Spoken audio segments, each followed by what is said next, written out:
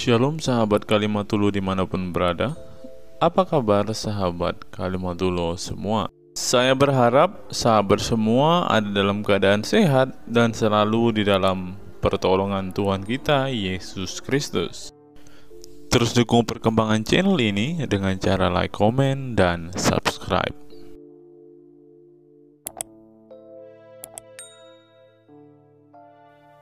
Gimana saudara?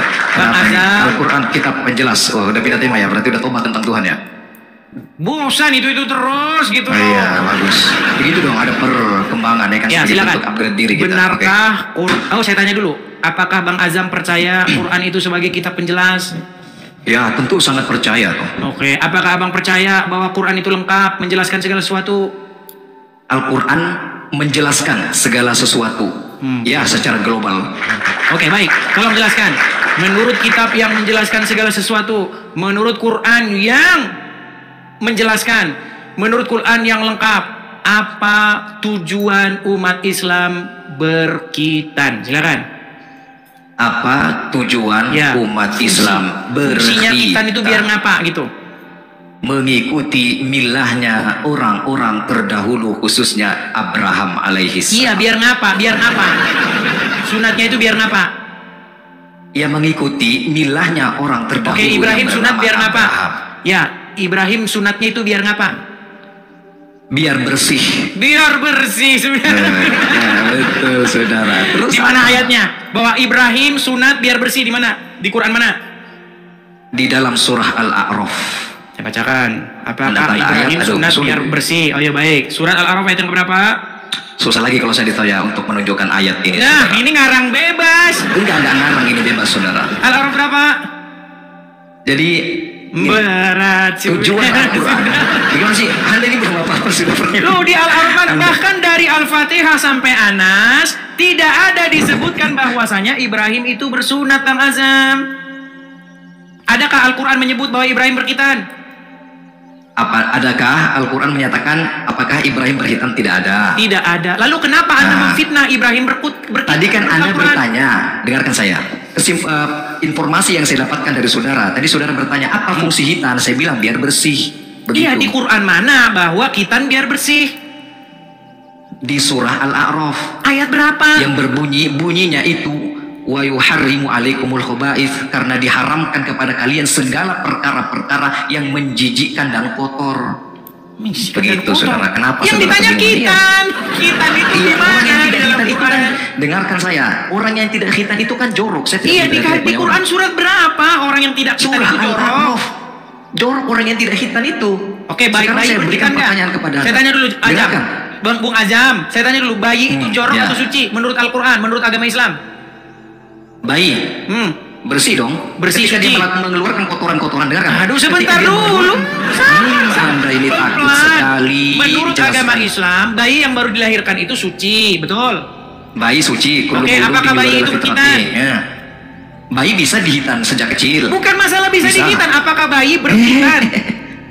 Bayi itu bisa dihitan semenjak kecil. Buset dah. Kenapa Anda kebingungan, saudara? Yang ditanya bukan dia bisa dikhitan. Yang saya tanya, apakah bayi itu terlahir dalam keadaan berkhitan? Ah, gitu dong pertanyaannya. Tidak. Sedangkan tadi bayi dikatakan pelan-pelan. Sedangkan tadi bayi dikatakan suci. Sedangkan kalau orang tidak sunat tidak suci, tapi bayi lahir dalam keadaan suci, ini yang mana nih makin pusing pala saya. Bagus. Anda harus bisa membedakan kotor dengan suci, ya. Anda harus di dalam Islam dibedakan. Kalau tidak berkhitan kotor nggak? Kotor, berarti bayi kotor nggak? Karena tidak berkhitan. Jorok, bayi kotor. Katanya bayi suci, gimana? Suci deh. Anda harus bisa bedakan suci, bersih. Anda bikin gini, Anda ini terjadi misinformation. Anda tidak tahu bersih, tidak tahu suci. Itu kekeliruan Anda, saudara. Ya sudah, sekarang saya tanya. Suci itu kalau orang tidak sunat suci. Orang yang tidak berkhitan itu bersih atau tidak? Orang yang tidak khitan tidak bersih. Oke, di mana ayatnya? Orang yang tidak berkhitan itu tidak bersih di mana? Anda tidak perlu menanyakan ayat secara spesifik. Itu namanya Anda ngarang bebas. Itu hanya butuh menggunakan nurani. Tapi gini, Bung Azam, saya rasa begini, Bung Azam. Sebenarnya sudah waktunya kita mendidik orang Islam yang awam-awam yang nggak tahu apa-apa ini dengan kebenaran. Oke. Sekarang jujur aja, Bung Azam. Gini, Bung Azam. Sebenarnya di dalam Al-Quran ada nggak Ibrahim itu berkhitan? Di dalam Al-Quran Ibrahim itu berkhitan? Tidak ada. Tidak ada. Cerita Abraham berkhitan itu adanya di dalam Bible, betul. Dari Nabi Muhammad juga ada disampaikan bahwa Ibrahim itu berkhitan. Iya, tetapi sumber yang paling awal menyebutkan itu adalah Bible, betul. Oke, kita lihat bahwa sumber berayat yang dari awal adalah dari perjanjian lama, ya kan? Iya, di dalam perjanjian lama. Di dalam perjanjian lama kenapa Abraham bersunat? Oke. Aduh, Bang Azam ini kayaknya sinyalnya delay kayak begini.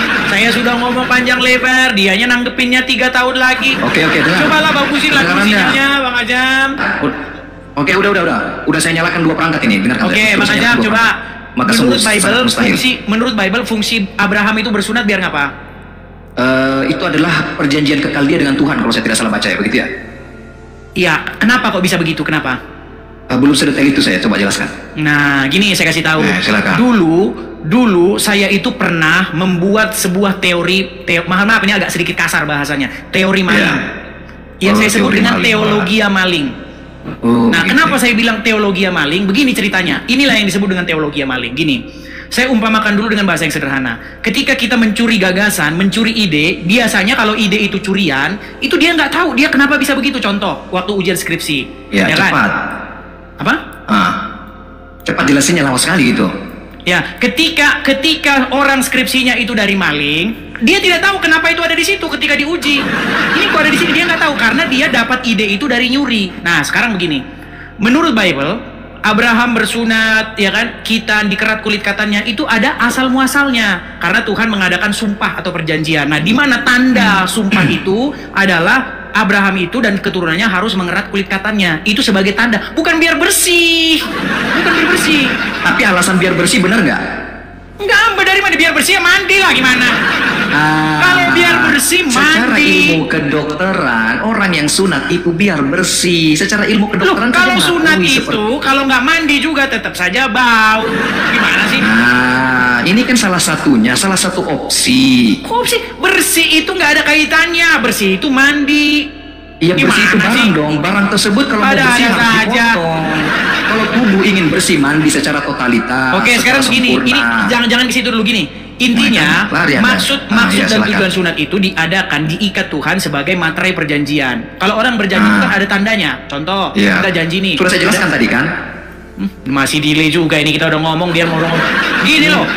Waktu kita berjanji, kita itu punya namanya sumpah, tanda bahwa kita pernah bersumpah, tanda bahwa kita pernah berjanji, makanya disebut materai perjanjian. Nah, sunat itu merupakan tanda perjanjian bahwa Tuhan dulu pernah bersumpah kepada nenek moyangnya orang Israel. Nah, apa isi sumpahnya itu? Bahwa keturunan Abraham akan diberikan tanah orang Kanaan itu. Itu isi perjanjiannya, bahwa dia akan menjadi Allahnya. Bahwa orang Israel itu akan menjadi umatnya, itu isinya. Tapi di dalam agama Islam sunat biar bersih. Emang salahnya di mana? Loh, ini yang disebut dengan teologi maling tadi. Salahnya di mana begitu? Oke, di mana dalam Quran disebut sunat itu biar bersih? Astaga naga, ini sudah dijelaskan dari tadi. Fungsi sunat. Kata sunat pernah ada nggak dalam Al-Quran? Kata khitan? Tidak ada. Tidak pernah ada. Kenapa Anda bisa ngarang-ngarang lagi? Yang ngomong itu baginda Muhammad SAW. Berarti Quran kita penjelas hanyalah gong. Ini sebenarnya saya cari dari tadi. Bagus. Berarti hanyalah gong? Gong? Tidak, salah. Salah, benar salah. Anda nanya di mana instruksi hitam itu? Maunya Anda nanya di mana perintah hitam dalam Al-Quran begitu? Beneran atau kagak? Makanya Anda nanya sebenarnya di mana perintah hitam dalam Al-Quran, begitu sebenarnya yang pas. Dari awal sudah saya tanya itu. Di mana umat muslim diperintahkan untuk berkhitan, di mana dalam Quran? Itu bagus ya.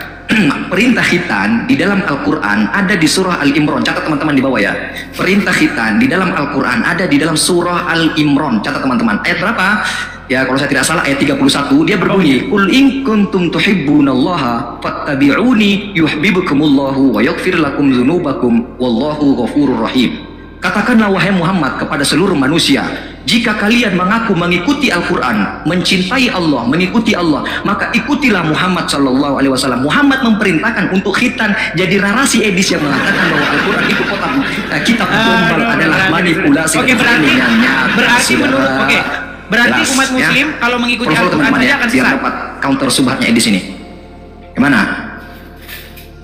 Besok Gimana? Bung Azam kalau naik ke sini, cobalah sinyalnya jangan pakai sinyal tetangga lah ya. Coba, saya udah ngomong.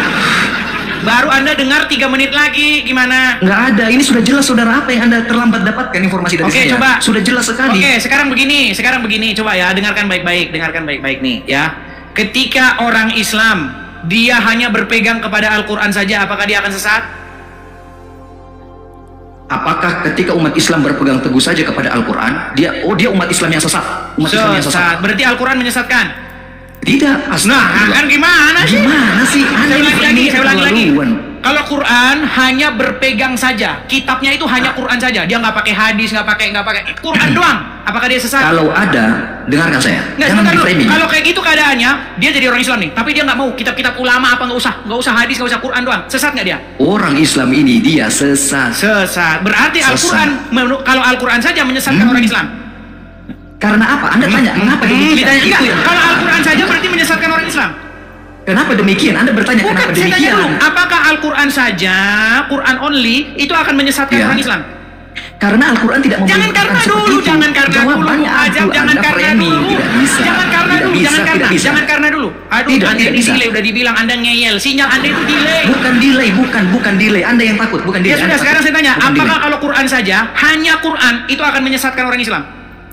Kalau umat Islam, dengarkan saya. Berikan saya waktu sekitar 1 menit. Kalau saja umat Islam hanya berpegang teguh kepada Al-Quran dan tidak mengakui kitab-kitab yang lain seperti hadis dan tafsir, maka dia umat Islam yang sesat. Mengapa demikian? Oke, Karena Al-Quran berarti tidak kitab memberitakan seperti Al-Quran, itu. berarti kitab Karena Al-Quran akan tidak menyesatkan seorang memberitakan Muslim. seperti itu. Karena Aduh, Al-Quran ditanya tidak apa memberitakan dijawab seperti apa? itu. Berarti kitab Al-Quran akan menyesatkan orang Islam? Tidak, karena Al-Quran tidak memberitakan seperti Gimana itu. sih? Aduh, Anda yang salah. Aduh. Jadi dengarkan saya. Anda jangan framing. Anda tidak bisa framing. Berat ini Tidak saudara-saudara. berat. Anda yang sudah mulai kalang kabut, saudara. Anda Aduh. bertemu dengan orang yang biasa dengan permainan kata-kata. Saya sudah biasa dengan permainan kata-kata. Jadi mengapa umat Islam sesat? Karena dia tidak mengikuti perintah Al-Quran. Perintah Al-Quran disuruh Gimana? mengikuti hadis. Al-Quran mengatakan bahwasanya Quran itu adalah kitab yang menjelaskan segala sesuatu, betul? Betul. Kitab apa yang menjelaskan segala sesuatu, Quran atau hadis? Al-Quran. Lu kenapa Anda beralih kepada kitab lain? Al-Quran yang nyuruh kita disuruh berpegang Di teguh mana kepada dalam hadis. Al-Quran Itu berimanlah kamu Al-Quran kepada yang kitab Sahih Bukhari, di mana? Bagus. Di mana Gitu dalam dong Al-Quran beriman pertanyaannya. kepada kitab ulama, di mana? Bagus, begitu dong pertanyaannya. Dari tadi kayak jawabannya saya bacakan ya. Qul in kuntum tuhibbunallah. Nanti terjemahkan, jangan khawatir, nanti saya terjemahkan. Tabi'uni yuhibbukumullah wa yaghfir lakum dzunubakum wallahu ghafurur rahim. Katakanlah katakanlah wahai Muhammad kepada Edis dan kepada Azam, jika Edis dan Bang Azam ingin mengikuti Al-Quran dan Tuhan pencipta alam semesta, maka dia harus mengikuti Muhammad sebagai penyampai hadis. Begitu. Ada Berarti baik, sekarang begini, bukankah Al-Quran sendiri mengatakan membuat sebuah tantangan, betul nggak? Al-Quran itu hadis nggak? betul. Nggak, saya tanya, Al-Quran itu hadis atau tidak? Bukan, Al-Quran bukan hadis, Al-Quran yang Quran. Nah, ini dia. Kalau saya tunjukkan bahwa Al-Quran itu hadis, gimana? Ya silahkan. Nanti kita bisa bedah dari perspektif bahasa. Baik, Jangan bermain kata-kata dengan saya. Tidak bisa bermain kata-kata dengan saya. Tidak bisa bermain kata-kata dengan saya, saudara. Saya sudah biasa bermain kata-kata. Baik, ada Al-Quran di sana? Sudah ada di sini Qurannya di dalam. Sudah masuk. Baik. Loh, kalau nggak ada Quran di situ nanti repot. Tidak usah, sudah masuk di dalam. Saya bukakan ya, misalnya di dalam Quran, sebentar, saya bukakan. Follow teman-teman ya, biar kalau subhatnya Edis nih, saya juga biasa bermain kata-kata, jadi cocok.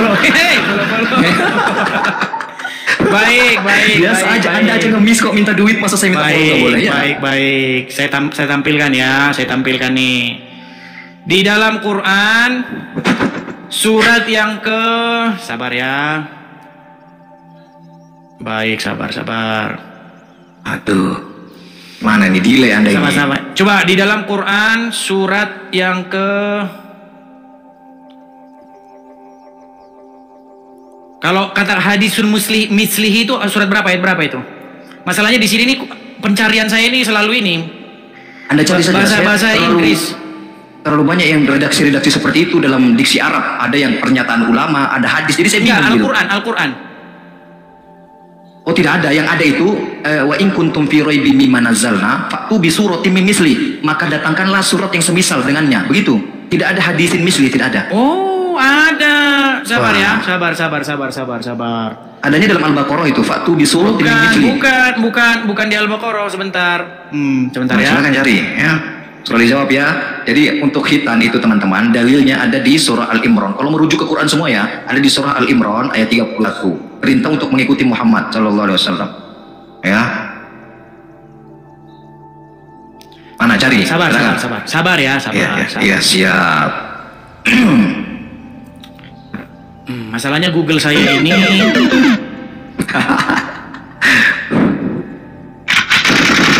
Mana? nggak apa-apa, bersorak-sorak dulu. Nanti kalau ada kan baru kita langsung selesaikan begitu. Iya, siap. Tidak apa-apa, saya tunggu, saya siap menanti ya. Sebentar ya. Ya, saya siap menunggu. Ini Edis minta sumbangan teman-teman Kristen, silakan dikasih ya. Coba ya. surat Untuk Yunus ayat yang mendirikan rumah ke-38 coba. Surah apa? Yunus ayat yang ke-38. Yunus ayat 38. Am yaqulu naftara qul fa'tu bi asyri suwarin mithli. Tidak ada. Mana? Mithlihi Coba sama. Bang tampilkan Mithli ayatnya. semua. Mithli semua. Bukan hadis. Yang ada mithli. Mithli itu artinya semisal. Iya, tapi ada juga katanya haditsun mitslihi. Aduh, Tidak ada saudara. Saya tidak bohong saudara. Tidak saya simpan di sini teman-teman. Saya tidak berbohong saudara. Yang ada mithlihinya ada. Mithlihinya ada. Iya, Yunus. Mislihi, tetapi haditsun mislihi ada itu ayatnya. Bukan haditsun misli tidak ada saudara. Aduh. Yang ada mislihi, asyri suratin misli atau asyri suwarin misli. 10 Iya, surat itu yang tanda bahwa semisal Anda tidak dengannya. mengerti Al-Quran. Masalahnya saya tidak hafal posisinya di mana. Detik-detik Baik, nggak apa-apa saya carikan ya. Iya, silakan cari. Tidak ada hadisin misli, tidak ada. Yang ada asyri suwarin misli, 10 surat yang semisal dengannya, atau bisuratim misli, 1 surat yang semisal dengannya. Adanya begitu. Iya, Saya ini paling jujur saudara. sabar. Ketika berdiskusi. Nanti kalau ketemu nanti babak belur, nanti kamunya saya Iya, bikin nggak aja. apa-apa. Saya akan counter. Jika saya Iya, saudara kalau dapat, kamu saya mah akan berikan di sebuah counter semua. Gimana?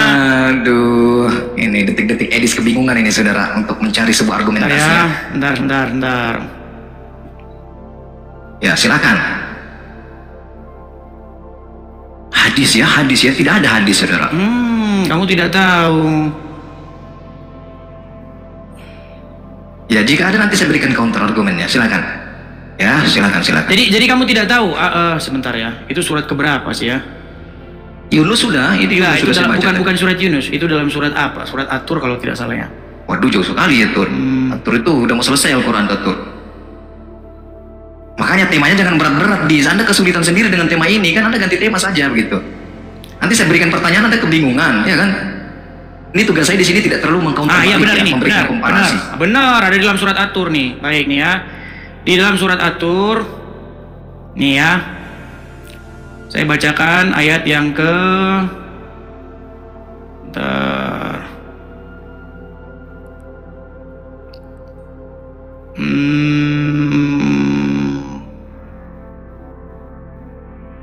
Aduh, lama sekali susah. Sabar. Iya, tidak apa-apa, Kamu kan tidak Kita punya sabar. Al-Quran. Ini saya tunjukkan kepada kamu bahwa Quran itu adalah hadis. Ya. Nanti saya akan jelaskan juga. Kemarin kan kita sudah berbicara perspektif bahasa. Tidak. Kita kan kemarin sudah menjelaskan secara bahasa, secara istilah. Baik nih. Kita kan sudah biasa. Oh, ini udah ketemu nih. Nih. Quran surat At-Tur ayat yang ke-34. Coba baca. Oke, tunggu ya, saya ambil dulu ya untuk Ya, ambil Qurannya. untuk sebagai verifikasi. Tadi kamu bilang tidak ada hadis di situ ya. Coba. Nah, kamu sekarang. Ayo, silakan. Quran itu hadis, saudara-saudara. Kalian nggak tahu kalau Quran itu hadis. Nih, saya tunjukkan ayatnya di sini. Kita lama nyarinya langsung dibilang, "Loh, seneng mereka kalau saya nyarinya lama." Karena Quran saya di sini itu pencariannya, teman-teman, bukan pencarian Indonesia. Kalau diketik langsung muncul. Kalau di sini yang muncul bahasa Inggris gitu loh. Nah, jadi kita harus agak sulit nyarinya di sini. Nah, ini, teman-teman nih. Ya. Bentar ini saya turunkan dulu ya. Nah, ini. Maka cobalah mereka membuat yang semisalnya ini lihat di sama penerjemah ini, memang penerjemah ini luar biasa benar-benar. Ayat berapa saudara? Sudah. Mana? Berapa? Nih, surat At-Tur ayat 34. Oke, tunggu ya. Jangan langsung hilang begitu. Di sini hadis, di sini bahasa aslinya, di sini hadis. Buatlah hadis yang semisalnya, tapi dibikin Al-Quran. Ayo, ambilkan. baru belajar Quran kemarin sore aja. Mana Ajam? Lari kau Ajam, lari. Lomba lari Ajam. Juara lomba lari. Ayo Ajam, ayo lari kau kemana? Lari kau kemana Ajam? Lari. Nih, bihadis ini, ya. Disuruh membuat semisal hadis yang semisalnya, dilakuin sama orang Islam, dibikin hadis Bukhari. Ayo mana Ajam? Lari kau kemana Ajam? Kemana kau lari? Kabur dia. Habis ini dipencet tombol lari, hilang dia kan? Ayo baca. Ajam. Aduh, si Ajam mau melarikan dia. Oke. Ayo baca. Falyatu bihadisim mislihi in hadis kuntum nggak tulisannya? shadiqin. Hadis nggak tulisannya? Betul ya, betul. Hadis? Ya. Oke, disuruh nggak tantangan membuat hadis semisalnya? Coba. Ya, hadis itu apa secara bahasa? Tadi kau bilang Quran bukan hadis. Ayo, nangis sekarang, nangis. Nangis. Hadis secara bahasa itu artinya berita. Oke, jadi Quran ini hadis nggak? Ya, secara bahasa Quran itu hadis. Secara bahasa Al-Quran itu hadis. Quran bukan hadis kan? Ini mewek bilang ini yang iyanya. Jadi Quran adalah hadis, setuju? Setuju? Iya, wahai orang Islam, dengar. Al-Quran inilah hadis. Dengar dulu.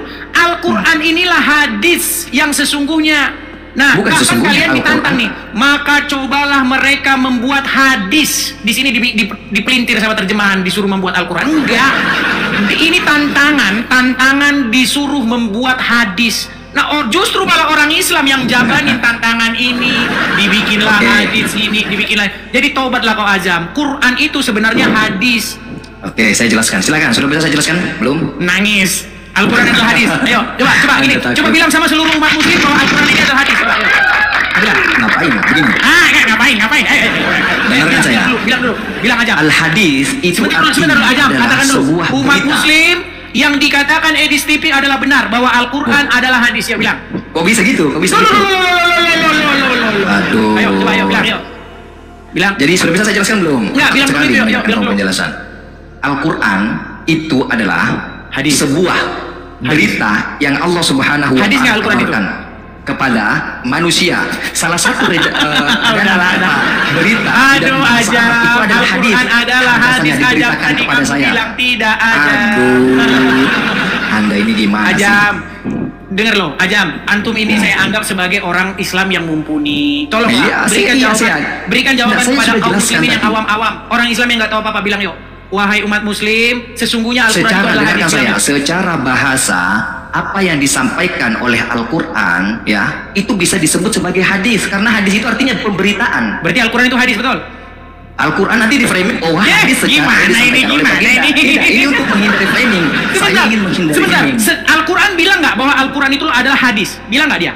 Al-Quran mengatakan hadis, ya. Oke, Al-Quran itu adalah hadis. Nah, ditantang nggak disuruh membuat hadis yang semisal Al-Quran? Hadis dalam mana apa nih? Anda ngerti hadis itu apa? Disuruh membuat hadis yang semisal yang ada di situ. Ya, hadis itu apa dulu? Hadis itu maksudnya berita, informasi. Gitu. Nah, sekarang disuruh kan berita. membuat tantangan. Kan ada tantangan. Jikalau tantangan, buatlah hadis mislihi yang semisal dengannya. Yang semisal dengan hadis ini, betul? Nah, justru kalian yang bikin hadis Bukhari, hadis ini, hadis itu kekeliruannya, makanya. Ini seperti istilah rob. Berat ini seperti istilah rob yang pernah kita bahas kemarin. Hadis secara bahasa Ajam, itu artinya saya belajar, pemberitaan. Ajam, saya belajar agama Islam. Sampai tanah ini saya belajar agama Islam. Ketemu dengan orang-orang Islam yang pinter-pinter, yang belajar di sini. Kamunya bilang Al-Quran bukan hadis, tapi sekarang ngaku Al-Quran itu hadis.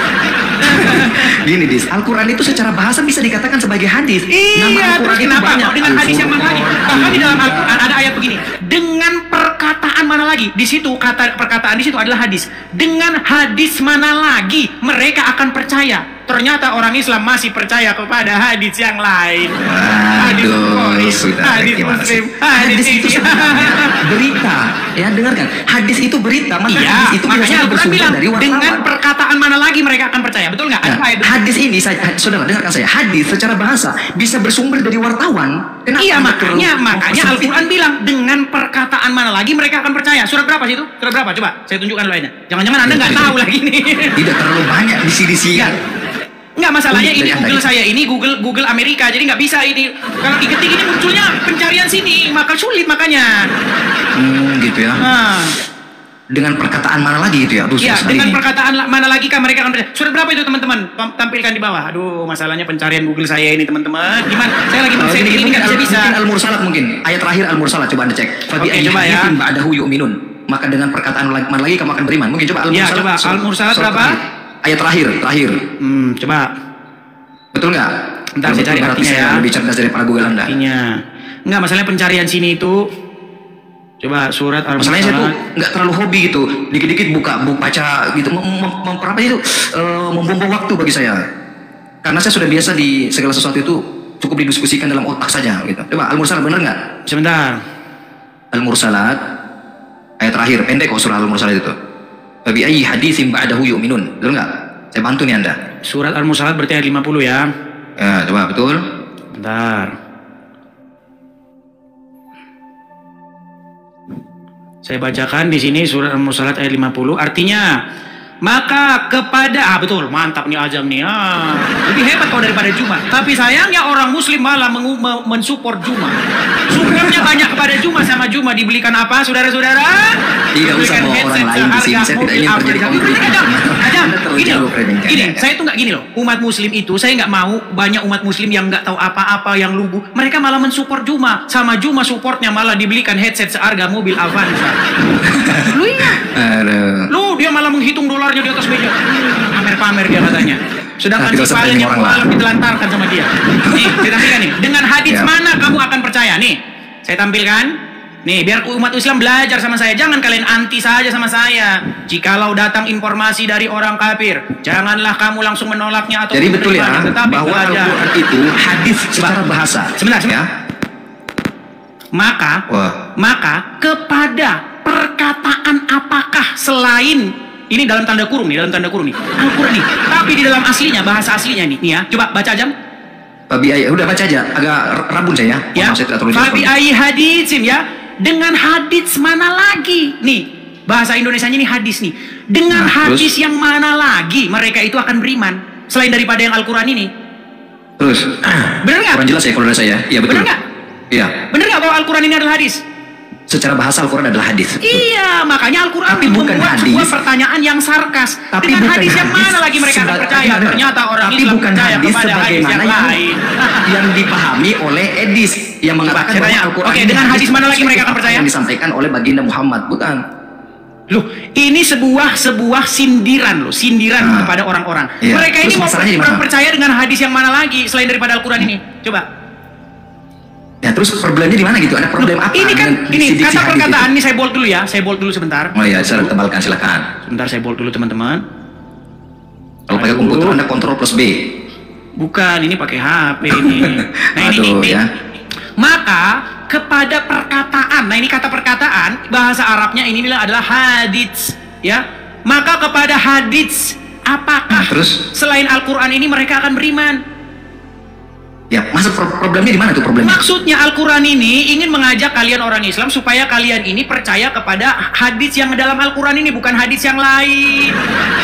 Oh itu framingnya begitu ya? Malah kalian percaya kepada Sahih Muslim, Sahih Bukhari yang bilang Muhammad Sahih Muslim, menikahi anak Sahih kecil, Bukhari, yang bilang itu dari Muhammad kena Muhammad. sihir, yang bilang Ya. Muhammad salah namanya ngasih tahu petani kurma, katanya begini ternyata Enggak, mereka maksudnya gagal panen. problemnya apa? Ketika umat Islam percaya dengan Sahih Bukhari, Sahih Muslim, problemnya apa? Masalahnya Ketika kalian Hindu nggak pernah memberi konsisten, kepastian. disuruh buka Bukhari, kalian salah-salahin Bukhari. Enggak, problemnya di mana ketika umat Islam Problemnya percaya dengan Al-Quran sudah Bukhari? sindir kalian, maka dengan Ah. hadits yang mana lagi mereka akan percaya selain daripada hadits yang ini, yang dari Al-Fatihah sampai Anas ini? Mau dengan hadis yang Ya. mana kalian percaya? Terus ada apa gitu? Ada apa? Maksudnya adakah larangan? Masalahnya kalian tidak percaya bahwa hadis Saya kalian percaya. kepada Siapa yang hadis tidak percaya? lain. Siapa yang tidak percaya dengan Al-Quran? Siapa? Ada umat Islam di sini yang pernah naik di Koma Lebis lantas tidak percaya dengan Al-Quran? Ada? Oke, sekarang saya tanya, apakah Anda percaya bahwa Al-Quran itu lengkap menjelaskan segala sesuatu? Jelas percaya. Oke, kenapa Anda pergi ke kitab lain? Karena Al-Quran yang nyuruh. Ih, Anda ini gimana sih sudah saya ulang dari Al-Quran tadi. menyuruh supaya kalian beriman kepada Al-Quran, bukan beriman kepada kitab-kitab Al-Quran nyuruh untuk mengikuti Nabi Muhammad. Al-Quran Imran ayat menyuruh 31. kalian beriman Gimana sih? kepada kitab-kitab sebelumnya, betul? Ya, betul. Al-Quran menyuruh kalian beriman kepada kitab-kitab sebelumnya, betul nggak? Oh ya nanti ya kita Alasan mau pergi. Ya, oke, malam ya. Oke, lanjut. Ya. Bung Azam, bukankah Al-Quran memerintahkan kepada kaum muslimin supaya beriman kepada kitab-kitab sebelumnya? Betul.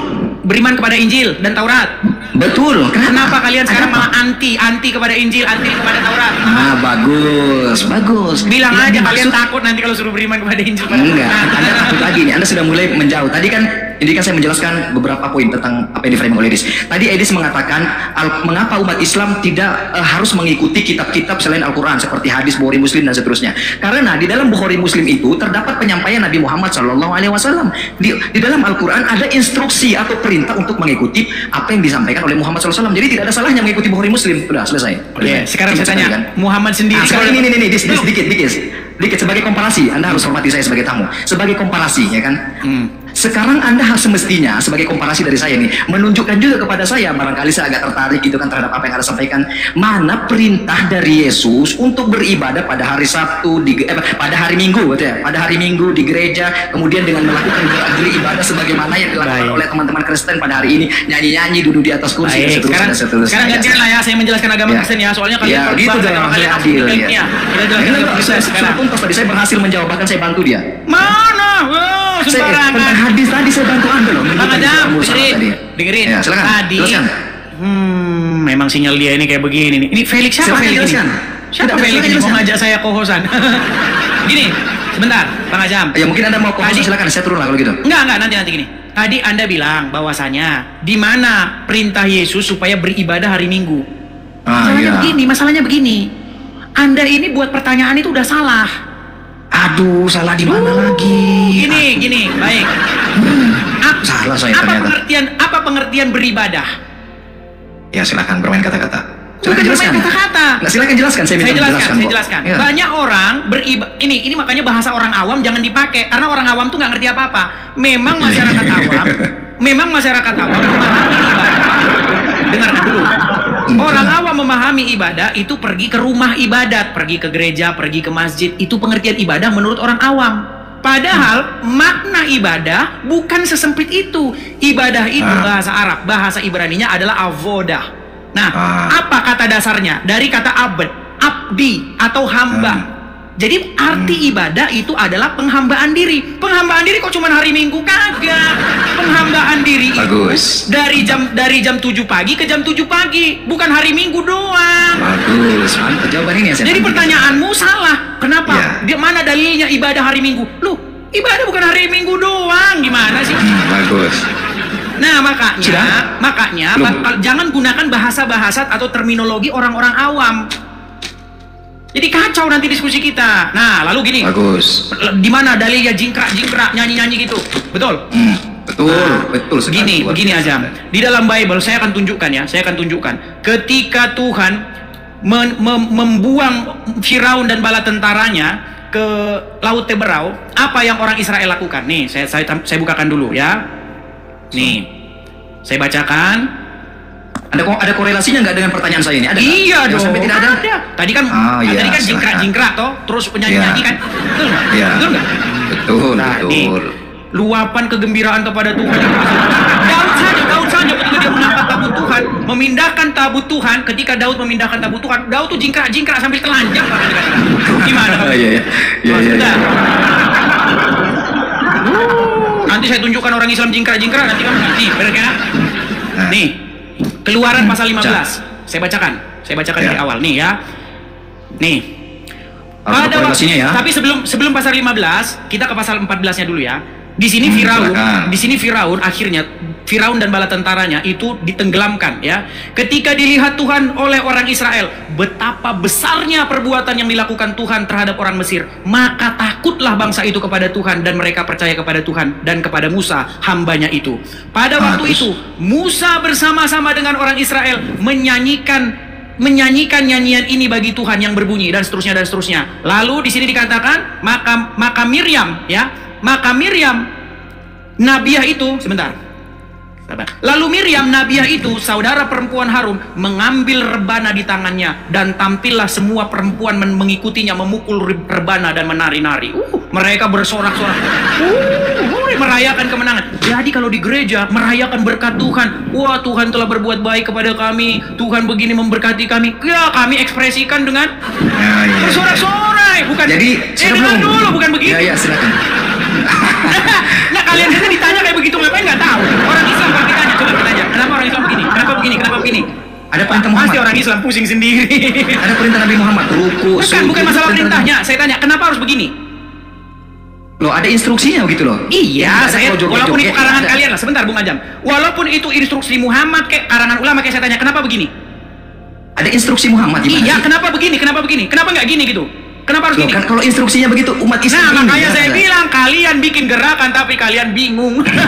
Dengarkan saya ya. Satu-satunya umat yang bingung ngapain kayak begitu cuman kalian. Begini, kami ini dengarkan. Kami sebagai umat Islam ketika melakukan segala sesuatu yang berkaitan dengan ibadah, itu harus ada instruksinya dari Quran dan hadis. Ketika Ajam, yang saya tanya bukan itu, Bung Ajam. Yang saya tanya kenapa harus begini?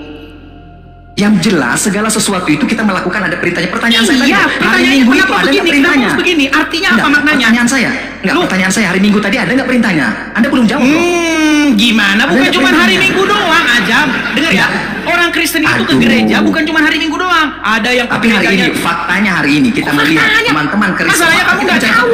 Ajam, ada yang ke gerejanya itu hari Rabu, ada yang Selasa, ada yang Minggu, ada yang satu minggu itu 3 kali. Itu sebagai hal yang tidak berkaitan dengan apa yang diinstruksikan oleh pendeta. Ya hari ini yang dilakukan oleh pendeta yang memberi kegiatan secara resmi itu hari Minggu.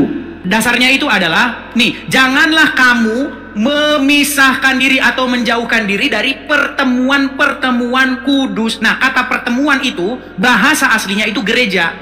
Pertemuan kudus yang dilakukan oleh orang Yahudi hari Sabtu, ya, peribadatan hari apa aja kok hari Sabtu doang, bukan hari Sabtu doang.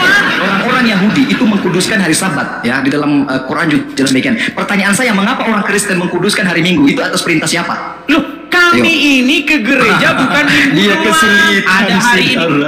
Loh, sekarang oke, kepada hari Minggu begini. Baik, begini ya. Begini, pertama-tama hari Minggu itu sendiri artinya kebangkitan Tuhan. Maksudnya Tuhan, kata Tuhan itu merujuk kepada Yesus. Nah, jadi makanya di situ jangan ada karang. Minggu itu kebangkitan Tuhan berasal dari kata mana itu? Dari kata apa itu? Dari bahasa Portugas, kalau nggak Portugil lagi. Portugal. Udah kebingungan ya. Iya, sebentar. Minggu itu dari kata Domingo, sebentar ya. Iya, artinya menyembah Tuhan. Sebentar, nih. Ya. Ada kebingungan ini kan?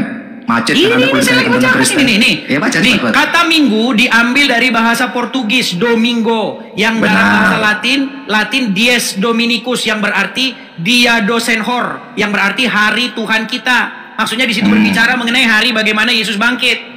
Oh, betul. Nah, sekarang begini, masalahnya hari siapa? Pertanyaan saya itu loh. Yang suruh itu siapa? Yang suruh. Jangan menjauhkan diri atau memisahkan diri dari pertemuan-pertemuan kudus itu. Yang suruh itu siapa? Hari apapun. Enggak, yang suruh. Bahkan kami ada lagunya aja. Yang suruh siapa gitu? Hari Selasa, hari Rabu, dengar. Hari Senin, hari Selasa, hari Rabu, harinya Tuhan. Semua harinya Tuhan. Gimana sih? Yang suruh, pertanyaan saya, yang suruh untuk melakukan ritual-ritual tertentu pada hari Minggu itu siapa? Udah, kalau Anda jawab saya nggak ngeles, saya nggak akan membantu. Itu sudah kebiasaan dari masa purba gereja. Ada yang mau hari Sabtu, ada yang mau hari Minggu, ada yang mau hari apa aja nggak masalah. Berarti bukan perintah dari Tuhan ya, fix beribadah pada hari Minggu. Kenapa kamu membuat agama Kristen seperti agamamu? Anda jawab dulu. Berarti fix beribadah pada hari Minggu bukan perintah Tuhan. Tuhannya Abraham, Ishak dan Yakub. Yesus memerintahkan beribadahlah kamu atau beribadah aja kamu tidak mengerti. Beribadah tadi sudah dibilang. Beribadah itu pengambilan diri. Bukan cuma hari Minggu. Anda kan saya menganggap, saudara dengarkan saya. Anda hargai saya sebagai tamu dong. Saya kan menganggap selama ini sebagai orang yang intelektual. Saya menganggap Anda selama ini sebagai orang yang intelektual. Tadi sudah saya jelaskan berikan sebuah pertanyaan. Iya, saya sudah tahu. Secara bahasa saya sudah dapat poinnya, saudara. Apa ibadah itu? Untuk mengkerucutkan. Sebentar, apa ibadah itu tadi? Memberikan sebuah penyembahan kepada Tuhan, begitu kan? Iya, apa ibadah itu tadi? Saya sudah jelaskan. Memberikan penyembahan kepada Tuhan. Aduh. Percuma tadi saya ngomong panjang lebar. Dengar, ibadah itu kan bahasa Arab. Yang sudah diserap menjadi bahasa Indonesia. Bahasa Yahudinya, Ibraninya itu adalah avodah. Tahu nggak apa arti avodah? Avodah itu Silakan sebenarnya jelaskan. artinya maknanya itu kerja, maksudnya itu. Maksud tapi pengertiannya itu adalah menghambakan diri. Kata dasarnya itu abdi, abdu, penghambaan. Maksudnya kerja, menghambakan diri. Jadi menghambakan diri bukan cuma hari Minggu doang, gimana sih? Iya, nah saya sudah jawab tadi. Ibadah itu artinya menghambakan diri kepada Tuhan. Kan itu jawaban saya sudah mewakili tadi. Pertanyaan saya loh, Dis, jangan Anda bingung kemana-mana. Berarti ibadah, avoda, atau menghambakan diri kepada Tuhan pada hari Minggu, mengkhususkan hari pada hari Minggu, ini bukan perintahnya Tuhannya Abraham, Ishak, dan Yakub. Bukan, betul tidak? Suruh hari Minggu begitu.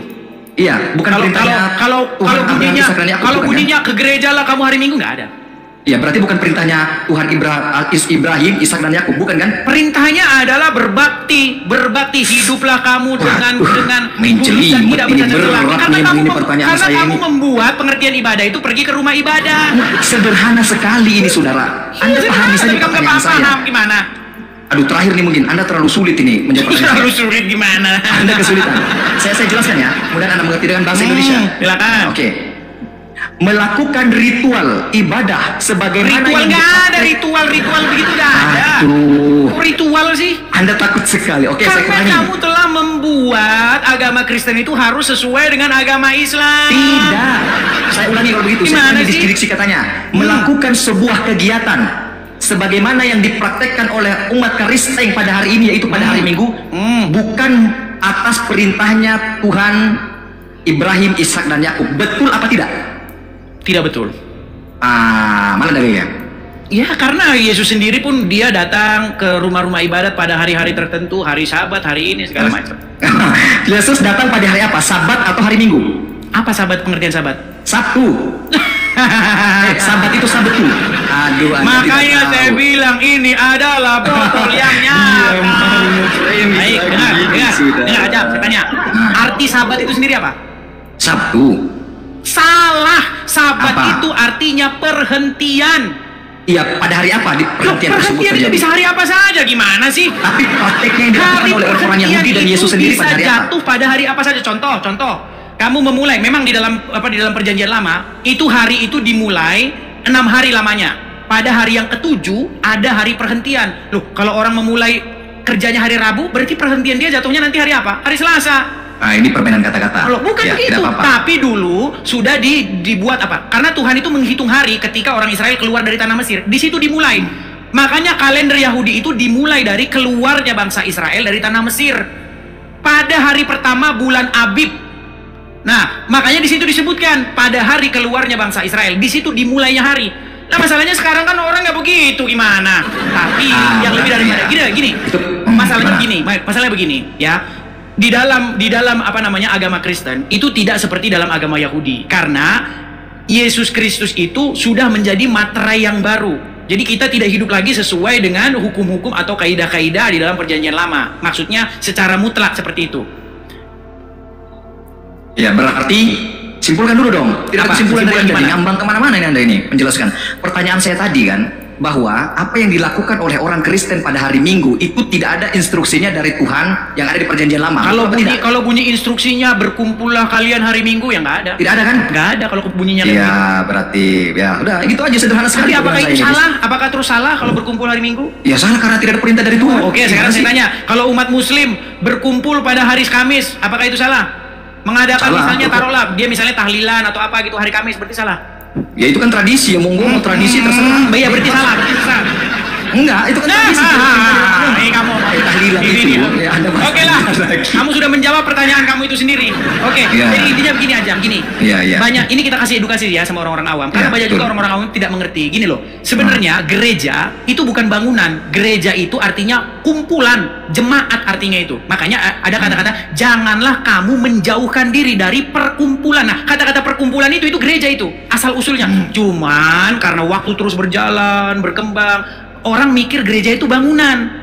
Padahal gereja itu makna sesungguhnya bukan bangunan, itu makna secara terminologi. Begitu. Tetapi makna secara etimologi artinya jemaat.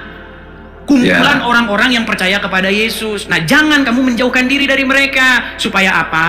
Supaya kamu itu tidak sendiri, terus imanmu itu menjadi redup, gitu loh. Ya intinya sudah fix lah tadi kan. Nggak ada di Terus situ apa diatur lagi? kamu harus begini. Hari apa aja? hari Nggak apa aja. nggak ada juga perintahnya hari. Nah, Karena yang dipraktekkan kenapa kok diumumrahkan atau dijeneralkan hari Minggu? Karena pada hari Minggu itu adalah hari Tuhan Yesus bangkit. Begitu. Ada sejarahnya. Nah, sementara Iya, kalian saya tanya sejarahnya kok bisa gini dari mana? Saya tanya. Yang begini, ada yang begini, takbiratul ihram, ada yang begini, ada yang begini. Coba Loh, secaranya saya sudah jelasin jelas, asal usulnya. ada perintahnya, titik selesai. Asal usulnya saya tanya, asal usulnya gimana kok Tidak bisa perlu begini? saya tahu asal usulnya, Jelaskan yang jelas ada kronologisnya. perintahnya. Saya tidak bisa Balik menjelaskan lagi nih kronologisnya. kan. Makanya Kembali bilang, lagi sih gimana? Kalian ini yang perlu. Kami dengar Rijal. Ini aku Rijal lagi. Sorry nih. Ini penting sekali, ini penting. Agama Kristen pergi ke gereja, lihat ada salib, ada salib. Tanya, nggak ada satupun orang Kristen yang nggak ngerti maknanya. Semua orang Kristen dari yang bayi, dari yang ini, salib tahu dia. Kenapa kok lambang orang Kristen itu salib? Dia tahu ada peristiwa besar di balik itu. Sekarang saya tanya, satu-satunya agama yang bingung lambangnya apa, cuman agama kalian. Percaya nggak? Percaya nggak? Oh, berarti Anda minta saya menjelaskan. Sebentar. Ya, silakan. Bayangin. Emblem, lambang, logo itu paling fundamental. Ya, orang kalau Toyota itu lambangnya begini. Set begini kan? Ada bulat begini. Toyota, ya kan? Orang tahu lambangnya. Satu-satunya agama yang bingung lambangnya itu agama kalian loh aja. Mau percaya nggak? Oke, saya berarti Anda Sebentar. Saya tanya. Ya. Di masjid ada bulan sabit. Kemudian ada bintangnya, ada bulan sabit doang. Saya tanya, kenapa bulan sabit lambangnya? Ya tanya pengurus masjid lah. Ada sesuatu yang tidak penting. Tanya pengurus masjid. Tanya pengurus masjid. Tanya saya nggak penting itu. Satu-satunya agama yang bahkan lambangnya aja bikin orang bingung adalah agama. Itu siapa? Itu siapa yang buat begitu? Itu siapa yang buat begitu? Itu tidak ada kaitannya dengan agama. Bulan bintang itu tidak ada kaitannya. Saya pergi ke masjid-masjid, saya lihat ada yang lambangnya bulan, ada yang lambangnya bulan bintang. Ditanya, bang, itu kenapa lambang agama Islam bulan? Ya tanya DKI masjid. Tanya DKI masjid. Saya pun tidak mengkhususkan hal tersebut. Kalau saya ngeri masjid, banget, saya buat lambang salib. tragis sekali kalian ini, tragis. Untuk lambang aja bingung. Tapi kalau Ya, orang karena Kristen memang itu tidak ada ditanya, instruksinya. kenapa salib? Dari yang bayi, dari yang ini semua tahu. Oh, ada peristiwa besar di situ. Disitulah kemenangan Yesus, dia taat sampai mati. Nah, sekarang kalau ada orang Islam ditanya lambangnya kenapa bulan, siap-siaplah berputar-putar. Iya, karena memang itu bukan perintah. Tidak ada perintahnya. Masa lambangnya sendiri aja kalian bingung? Pak, itu bukan lambang Islam. Yang meresmikan bahwa bulan bintang itu lambang Islam siapa? Siapa yang ngomong begitu bahwa bulan bintang berarti itu orang Islam lambang nggak punya Islam? lambang? Orang Islam nggak punya lambang? Lambangnya umat Islam apa emangnya? Menurut Anda? Bingung, lambangnya bingung, kebingungan yang nyata. Setahu saya hari ini umat Islam itu nggak punya lambang yang aneh-aneh gitu. Kebingungan yang Setahu saya. nyata, lambang yang adalah kebingungan yang nyata. Itu Anda ini macam-macam, Dis. Kadang lagu dijadikan dalil, kadang lambang-lambang dijadikan dalil. Oke lah, Kebingungan sendiri. saya nggak mau. Oke lah, anggaplah semua orang Islam yang pakai bulan sabit sebagai lambangnya adalah sesat, betul? Ya, itu perspektif Anda. Nah, kan Itu berarti tidak nggak bisa sesat. menyesatkan. Berarti nggak Kita sesat. tidak bisa menyesatkan sesuatu tanpa ada argumentasi. Ya gitu. sudah, sekarang saya tanya, apakah orang Islam yang menggunakan bulan sabit sebagai lambangnya itu adalah sesat? Nggak tahu. Nggak tahu. Pengurus masjid. Satu-satunya Hanya pengurus agama masjid. yang Begini. sampai sekarang belum ketemu lambangnya Benar. adalah agama. Dengarkan saya. Ketika ada umat Islam yang menjadikan matahari sebagai lambangnya, apakah dia keliru begitu? Misalnya dia pajang matahari di atas masjid, apakah keliru begitu? Loh, makanya itu. Kenapa sampai sekarang orang Islam nggak punya logo? Itu hanya inisiatif saja. Orang Islam nggak saudara. punya logo sampai Itu sekarang. hanya inisiatif. Itu Oke hanya lah, inisiatif Ajam. Nanti saja, kalau kita saudara. teruskan nanti Anda membatalkan puasa. Kita lanjut nanti ya. Ya, siap. Oke, terima kasih Bung Ajam. Sekali lagi Bung Anda Ajam, jikalau jangan ada sampai jarum yang mengulang ya. patah, jangan disimpan di dalam peti. Jikalau ada kata yang salah, jangan disimpan dalam hati. Oke? Ya, semoga Anda lebih toleransi lagi lah, ya kan? Anda jangan terlalu memframing Islam. Saya nggak framing loh. Oke, makasih Bung Ajam. Mari kita simak apa yang diungkapkan oleh Profesor dan cendekiawan Muslim yang satu ini. Kita kutip dalil liputan 6, teman-teman. Quraisy mengatakan, tolong jangan pilih ustadz yang suka memaki. Kai Haji Quraisy ibaratkan begini. Nah, teman-teman, ternyata ada juga ustadz-ustadz yang suka memaki-maki, teman-teman. Bisa jadi ini adalah salah satu oknum yang dikatakan oleh Habib Kribo tadi, teman-teman, di mana mereka seakan-akan orang yang paling beriman, paling beragama, dengan kepalanya ada titik hitam dan juga jenggotnya sampai panjang ke lantai, kata Habib Kribo tadi kan, teman-teman. Di era modern ini, ketika ceramah agama mudah diakses melalui berbagai media, Umat Islam dihadapkan pada pilihan beragama, ustadz atau penceramah yang dapat mereka ikuti. Namun tidak semua pendakwah menggunakan cara yang sejuk dan penuh hikmah dalam menyampaikan pesan agama. Menanggapi fenomena ini, wah ini ternyata sebuah fenomena nih teman-teman, berarti sudah sering terjadi nih teman-teman. Profesor Kiai Haji Quraisy Shihab, seorang cendekiawan muslim, terkemuka menekankan pentingnya memilih ustadz yang tidak memaki-maki dalam dakwahnya. Quraisy Shihab mengingatkan bahwa dakwah adalah ajakan kepada kebaikan yang harus disampaikan dengan cara yang baik pula. Ia menekankan pentingnya mencontoh akhlak Nabi Muhammad SAW yang selalu lemah lembut dalam menyampaikan ajaran Islam. Mengutip sabda Nabi Muhammad, barang siapa yang beriman kepada Allah dan hari akhir, hendaklah ia berkata baik atau diam. Ayahanda presenter Najwa Shihab menegaskan bahwa ini adalah pedoman penting bagi para pendakwah. Kata-kata yang baik dan penuh hikmah lebih efektif dalam menyentuh hati dan menggerakkan orang untuk berubah ke arah yang lebih baik. Dalam dakwah, seringkali ditemukan penceramah yang menggunakan kata-kata yang keras dengan alasan untuk menegur atau mengingatkan umat. Namun, Profesor Quraisy Shihab mengingatkan bahwa cara ini justru bisa menimbulkan antipati dan menjauhkan orang dari ajaran agama Islam yang seharusnya penuh kasih sayang dan rahmat. Menukil Islam.co, Quraisy Shihab menjelaskan hal yang menarik ketika ditanya seseorang terkait kriteria ustadz yang tepat untuk dijadikan panutan atau sebagai penceramah. Mantan rektor lain, sekarang UIN, Syarif Hidayatullah Jakarta, ini menjelaskan dengan penuh kasih ibarat seorang bapak menasihati anaknya. Pilihlah ustadz yang menganut paham moderat. Anda tidak akan mendengar makian, tutur mantan Menteri Agama ke-16 masa Presiden Soeharto ini. Quraisy Shihab menjelaskan bahwa ustadz yang wasatiyah akan terbuka untuk dikritik dan tidak fanatik dengan satu pandangan dan menilai pandangan yang orang lain salah. Quraisy Shihab menjelaskan bahwa ustadz wasatiyah akan terbuka untuk dikritik dan tidak fanatik dengan satu pandangan dan menilai pandangan orang lain salah. Ustadz yang wasatiyah memahami bahwa jalan menuju agama itu besar dan memiliki jalan-jalan kecil untuk menuju jalan besar itu.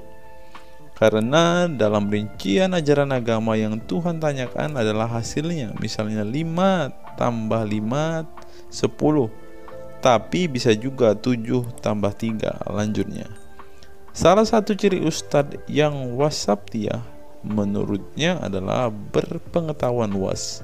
Ustadz yang berpengetahuan luas akan mampu menilai dan menghargai suatu pendapat, sedangkan ustadz yang sempit pengetahuannya akan mudah menyalahkan. Semakin luas pengetahuan seseorang, semakin besar toleransinya. Semakin sempit, semakin bodoh tandasnya. Nah, teman-teman muslim, silahkan kalian mau milih ustadz yang modelnya seperti ini. Karena ustadz yang berilmu itu seperti yang dikatakan oleh Bapak Quraisy Shihab ini, bahwa mereka pasti adalah orang yang sangat toleransi. Tetapi jika ustadzmu kamu dapati tidak bisa bertoleransi atau orang yang intoleran, maka mereka bisa dikatakan ustadz yang BODOH, kata Quraisy Shihab. Nah, pertanyaannya adalah, apakah Zuma termasuk standar ustadz yang baik atau ustadz yang toleran? Mari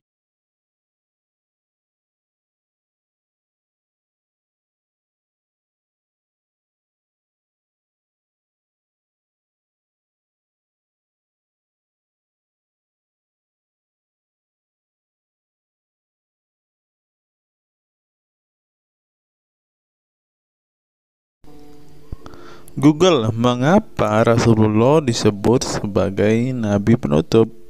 Apa alasannya? Alasannya mengapa Nabi SAW disebut Rasul terakhir adalah karena Allah SWT telah menunjukkan langsung sebagai penutup para nabi dan rasul. Hal ini tercantum dalam Al-Quran yang merupakan firman Allah. Di sini dituliskan, mengapa Muhammad atau Nabi SAW disebut Nabi terakhir? Mari kita baca ya. Katamul Anbiya merupakan salah satu julukan Nabi Muhammad yang berarti penutup para nabi, sesuai dengan firman Allah SAW dalam surat Al-Ashab ayat 40 yang berbunyi, artinya Muhammad itu sekali-sekali bukanlah bapak dari seorang laki-laki di antara kamu, tetapi dia adalah Rasul Allah dan penutup nabi-nabi, dan adalah Allah Maha mengetahui segala sesuatu. Nabi Muhammad SAW merupakan nabi terakhir yang Allah utus untuk menyempurnakan agama-agama sebelumnya. Al-Quran merupakan kitab Allah yang menyempurnakan kitab-kitab sebelumnya, sehingga tidak perlu ada kitab lain karena Al-Quran merupakan kitab Allah yang menyempurnakan kitab-kitab sebelumnya, sehingga tidak perlu ada kitab lain karena Al-Quran sebagai kitab terakhir. Maka dapat diartikan bahwa tidak ada lagi nabi setelah Nabi Muhammad SAW. Nabi Muhammad SAW sebagai nabi terakhir juga didukung dengan dalil lainnya, yaitu surat Al-Sab 61 ayat 6. Dan ingatlah ketika Isa bin Maryam berkata, "Hai Bani Israel, sesungguhnya aku adalah utusan Allah kepadamu, membenarkan kitab sebelumku, yaitu Taurat, yang memberikan kabar gembira dengan datangnya seorang Rasul yang akan datang sesudahku, yang namanya Ahmad dalam tanda kurung Muhammad." Menurut Syekh Al-Zairi dalam kitab Al-Jawahir dan Al-Qalamiyah, alasan kenapa Nabi Muhammad SAW dijadikan nabi terakhir adalah hikmah terputusnya para nabi itu untuk menyeru umat manusia agar beribadah kepada Allah, menunjukkan mereka ke jalan yang lurus dalam urusan kehidupan duniawi dan ukrawi, memberitahu kepada mereka tentang hal-hal yang tidak dapat dicapai oleh penglihatan mereka, dan memberitahu keadaan yang pemikiran mereka belum sampai, dan menetapkan dalil yang meyakinkan serta menghilangkan syubhat keserupaan yang tidak benar. Adapun hubungan dakwah Nabi Muhammad SAW dengan nabi-nabi terdahulu ialah terbangun atas dasar sebagai penguat dan penyempurna dakwah nabi-nabi sebelumnya. Oleh karena itu, semua para nabi selalu dibangun atas dasar dua pondasi utama, yaitu akidah, syariat, dan akhlak. Dari segi kaidah, dari segi akidah, semua ajaran yang dibawa oleh para nabi, mulai dari Nabi Adam alaihissalam sampai Muhammad SAW, adalah sama. Tidak ada beda antara nabi satu dengan nabi yang lainnya. Semuanya mengajarkan keimanan terhadap keesaan Allah SWT, yaitu dengan membersihkan dari segala sifat yang tidak layak baginya, dan mengimani adanya hari kiamat serta adanya surga dan neraka. Maka dari itu, semua para nabi menyerukan kepada kaumnya masing-masing antara dasar iman kepada Allah, dan semua para nabi setelahnya saling membenarkan ajaran yang telah dibawa oleh para nabi sebelumnya. Adapun dari segi syariat yang mengatur tatanan kehidupan masyarakat dan individu terhadap perbedaan dalam metode dan kuantitasnya antara satu nabi dengan yang lain. Hal itu disebabkan karena syariat tersebut dalam ranah pelaksanaan, bukan sebuah pengabaran seperti akidah. Perkembangan zaman dan perbedaan bangsa yang satu dengan bangsa yang lainnya turut mempengaruhi syariat mereka satu sama lain. Diutusnya satu nabi itu adalah khusus untuk umatnya pada waktu itu, bukan umum untuk semua manusia. Sebuah hukum syariat terbatas dalam ruang lingkup yang sempit sesuai dengan umatnya pada waktu itu secara khusus. Nah, dari bagian pertama ini kita mengetahui teman-teman mengapa Rasulullah ini dikatakan sebagai nabi penutup, karena Rasulullah juga mengajarkan kepada keesaan Allah, teman-teman. Nah, seperti yang terus di sini, semuanya mengajarkan keimanan terhadap keesaan Allah SWT, yaitu dengan membersihkan dari sifat segala yang tidak layak baginya dan mengimani adanya hari kiamat dan adanya surga dan neraka. Salah satu alasan mengapa Rasulullah disebut sebagai nabi penutup adalah ini, teman-teman. Mari kita lihat fakta berikutnya. Menurut kumparan, teman-teman, alasan mengapa Rasulullah SAW disebut nabi terakhir, teman-teman. Mari kita simak ya. Saya berharap teman-teman tidak bosan mendengar setiap fakta-fakta yang kita bukakan ini, karena dengan melihat fakta-fakta ini setidaknya kita belajar, teman-teman, dan dapat memaklumi mengapa sih saudara-saudara muslim kita itu sangat-sangat menjunjung tinggi Rasulullah, teman-teman. Mari kita simak. Nabi Muhammad SAW adalah nabi yang ke-25 dalam Al-Quran. Sebagai umat Islam, kita diwajibkan mempercayai bahwa tidak ada rasul lain setelah kematian Nabi Muhammad SAW. Sebenarnya mengapa Nabi SAW disebut Rasul terakhir? Bukan tanpa alasan Allah SWT memilih Nabi Muhammad SAW sebagai Rasul terakhir, sehingga kita dilarang untuk mempercayai bahwa adanya Rasul setelah Nabi Muhammad SAW meninggal dunia, bahkan sampai memiliki cara pandang berbeda dengan beliau. Nah, jadi teman-teman kita, saudara-saudara kita tidak percaya ada Nabi setelah Nabi Muhammad, teman-teman. Terlebih ada yang Nabi yang membawa ajaran-ajaran yang berbeda dari apa yang diajarkan oleh Rasulullah. Berikutnya, alasan dibalik Nabi Muhammad SAW disebut Rasul terakhir.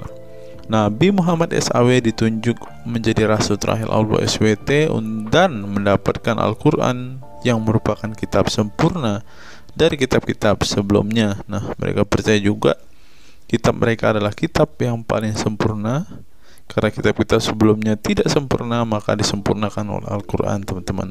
Artinya, wahyu yang sudah diterima Nabi Muhammad SAW sudah terputus sejak beliau meninggal dunia. Ibnu Katsir menjelaskan, ini merupakan nikmat Allah Subhanahu wa Ta'ala yang terbesar atas umat ini. Allah Subhanahu wa Ta'ala telah menyempurnakan untuk mereka agama mereka, sehingga mereka tidak lagi membutuhkan agama selain agama mereka. Mereka tidak pula membutuhkan nabi selain nabi mereka. Oleh karena itu, Allah Subhanahu wa Ta'ala menjadikannya sebagai penutup para nabi. Allah Subhanahu wa Ta'ala mengutus beliau kepada manusia dan kepada jin. Nah, jadi teman-teman, Rasulullah juga bukan hanya dikirim kepada umat muslim, kepada manusia-manusia yang percaya dan memutuskan untuk memeluk agama Islam saat ini, ternyata juga kepada para jin, teman-teman.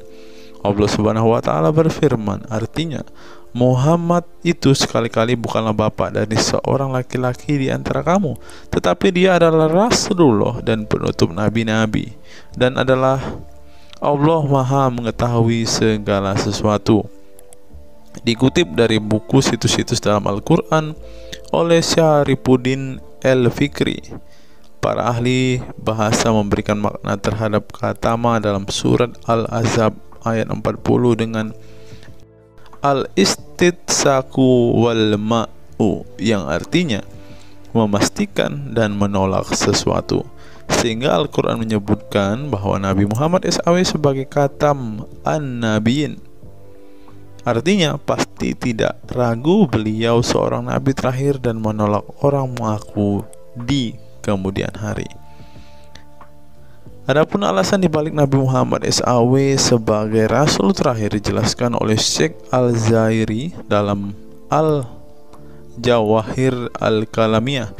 Sebenarnya Nabi kita Muhammad dikatakan sebagai penutup para nabi itu hanya karena sesungguhnya hikmat terputusnya para nabi itu menyeru umat manusia agar beribadah kepada Allah, menunjukkan mereka ke jalan yang lurus dalam urusan kehidupan duniawi dan ukhrawi, memberitahu kepada mereka tentang hal-hal yang tidak dapat dicapai oleh penglihatan mereka, dan memberitahu keadaan yang pemikiran mereka belum sampai, dan menetapkan dalil yang meyakinkan serta menghilangkan syubhat-syubhat keserupaan-keserupaan yang tidak benar. Karena itu umat manusia tidak memerlukan lagi kepada Nabi sesudah Nabi Muhammad, sebab syariatnya telah mencapai batas kesempurnaan. Dan dari alasan inilah tampak jelas tentang rahasia terusnya beliau untuk seluruh umat manusia, dan keberadaan beliau sebagai manusia yang paling utama dalam segi fisik serta halaknya. Demikianlah penjelasan singkat mengenai Nabi Muhammad SAW sebagai Rasul terakhir. Semoga dengan mengetahuinya dapat menambah meneladani beliau sebagai sosok yang sempurna. Yang perlu diingat, jangan menghujat ya teman-teman. Mengutip sindonews.com, inilah ke-10 keistimewaan Rasulullah. Yang pertama, air liur Rasulullah menjadi obat. Dari Sahl bin Sa'ad berkata, saat Rasulullah dan para sahabat akan berperang di Khaibar, Rasulullah bersabda bahwa ia akan memberikan bendera kepada seorang pria yang cinta dan dicintai oleh Allah dan Rasul-Nya, dan Allah akan memberikan kemenangan. Rasulullah mencari Sayyidina Ali, akan tetapi para sahabat mengatakan bahwa Ali sedang mengalami sakit mata. Rasulullah memerintah para sahabat untuk mendatangkan Ali kepada beliau. Kemudian Rasulullah meludahi kedua matanya dan mendoakannya. Seketika itu sakit matanya sembuh seakan-akan tidak ada bekas sakit sebelumnya. Kemudian sahabat Khalid bin Ali mengaku pernah digigit kalajengking di kakinya. Lalu Nabi meludahi kakinya dan mengusapnya. Seketika hilang sakit dan berhenti darahnya keluar. Khalid bin Ali mengatakan, aku digigit oleh kalajengking ketika aku di dekat Nabi Muhammad, lalu beliau meludahi kakiku dan mengusapnya. Yang kedua, rambut beliau membawa berkah. Sahabat Khalid bin Walid radhiyallahu anhu tak pernah kalah di medan perang. Di setiap perang, Khalid selalu meraih kemenangan dan membuat nyali musuh ketakutan. Ternyata penyebabnya tak lepas dari keberkahan rambut Nabi Muhammad yang selalu dia bawa ketika perang. Rambut beliau juga dijadikan sebagai obat bagi orang sakit. Yang ketiga, keringat Nabi Muhammad menjadi minyak wangi. Anas bin Malik menceritakan keberkahan keringat Nabi Muhammad sebagai minyak wangi. Beliau mengatakan, Nabi masuk ke rumah kami dan beliau qailullah, tidur siang di tempat kami. Ketika tidur itu Nabi berkeringat, kemudian ibuku datang membawa botol dan keringat Nabi Muhammad ditampung ke dalam botol itu. Kemudian ketika Nabi bangun dari tidurnya, beliau bertanya kepada ibuku, wahai Ummu Sulaim, apa yang sedang engkau perbuat? Ummu Sulaim mengatakan, ini keringatmu wahai Rasulullah, aku jadikan minyak wangi, dan ini adalah minyak wangi yang paling wangi. Yang keempat, tidak memiliki bayangan. Asyadid Muhammad bin Alawi Al-Maliki dalam kitabnya Mafahim Yazid Antus Hahaha menyebut di antara kekhususan Nabi Muhammad adalah tidak memiliki bayangan. Karena memang beliau adalah cahaya dan cahaya tidak pernah memiliki bayangan. Nabi tidak memiliki bayangan meskipun ada sinar matahari. Ini didukung oleh doa Nabi yang meminta kepada Allah untuk dijadikan sebagai cahaya.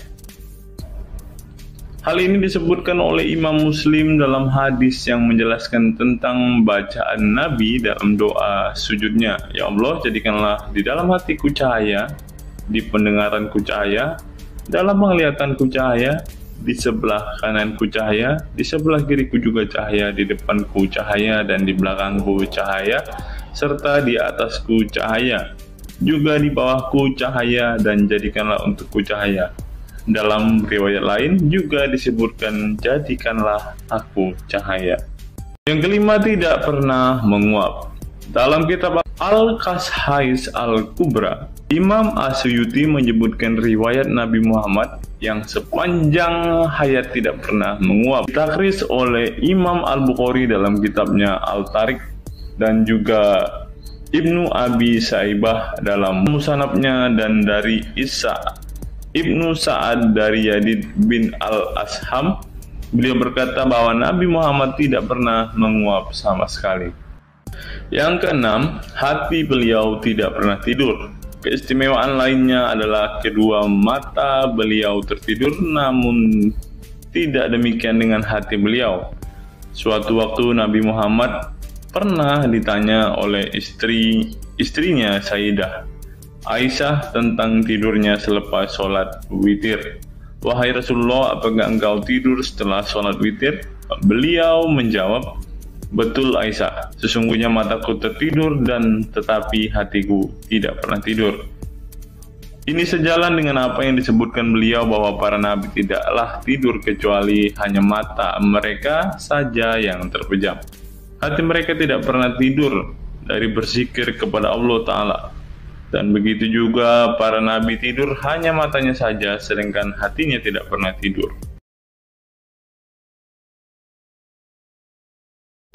Yang ketujuh, jubah beliau sembuhkan orang sakit. Asma bintu Abu Bakar radhiyallahu anhu bertaburuk dengan jubah Nabi. Dari Abdullah bin Kaisan berkata, diperlihatkan kepadaku sebuah jubah tayalisah dari Kisra dan kerahnya berbahan dibaj. Juga kedua sisinya dijahit dengan dibaj. Asma berkata kepada budaknya, wahai Abdullah, jubah ini dahulu ada pada Aisyah hingga ia wafat. Setelah Aisyah wafat, aku pun mengambilnya. Dulu Rasulullah sering memakai jubah ini. Kami pun biasa mencuci jubah ini dengan air untuk menyembuhkan orang yang sakit.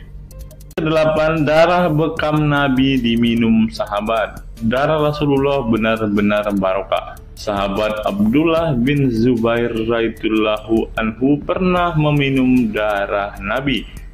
Diceritakan Abdullah datang kepada Rasulullah ketika beliau sedang berbekam. Setelah Rasulullah selesai, maka beliau memberikan darah berbekam itu sambil berkata, pergilah dan sembunyikan darah ini dari manusia. Maka aku pergi dan meminum darah itu. Selepas itu aku mendatangi Rasulullah kembali. Lalu Rasulullah bertanya, apa yang kamu lakukan? Abdullah menjawab, aku sudah sembunyikan darah itu di tempat yang tidak boleh dilihat oleh manusia. Baginda Nabi berkata lagi, jangan-jangan kamu telah meminumnya? Beliau menjawab, ya, aku telah meminumnya, wahai Rasulullah.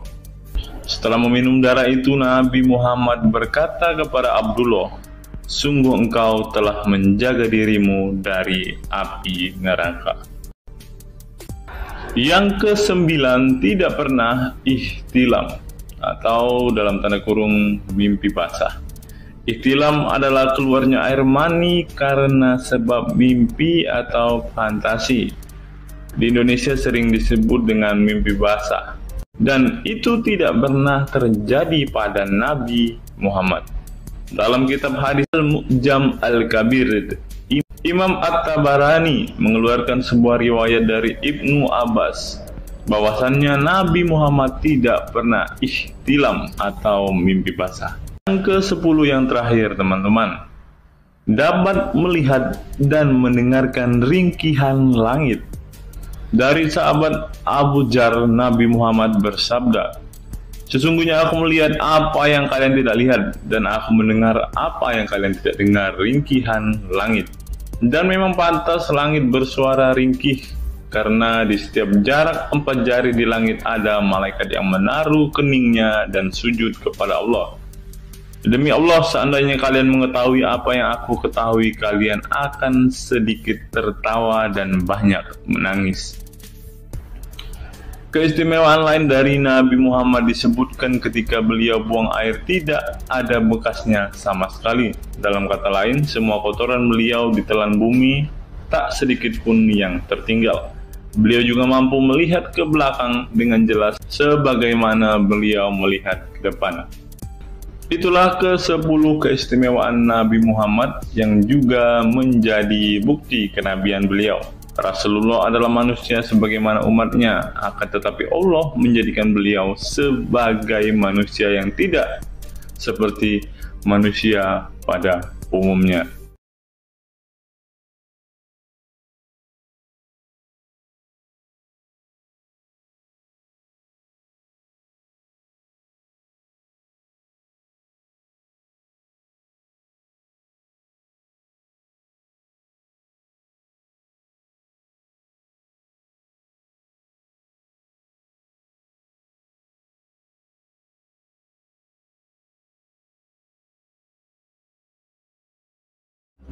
Hari ini kita akan menyimak sebuah kisah yang saya kutip dari sebuah artikel yang akan menggemparkan kita semua. Karena kisah ini berisi sebuah cerita tentang para sahabat Nabi Muhammad yang katanya masuk surga. Bagaimana mungkin para sahabat ini bisa masuk surga? Sedangkan junjungan mereka sendiri pun tidak mempunyai kepastian surga. Seperti yang diungkap Bapak Quraisy Shihab berikut ini. Tidak benar, saya ulangi, tidak benar bahwa Nabi Muhammad sudah dapat jaminan surga.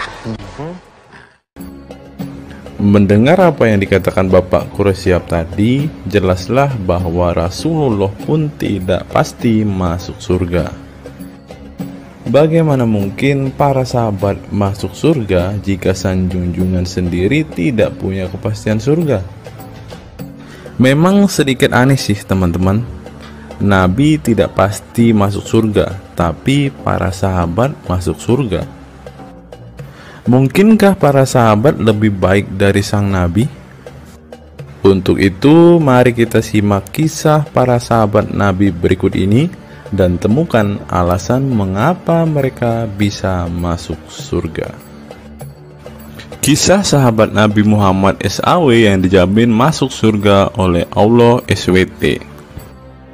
Semua manusia pasti menginginkan masuk surga Allah SWT, namun tidak semua jiwa bisa masuk surga.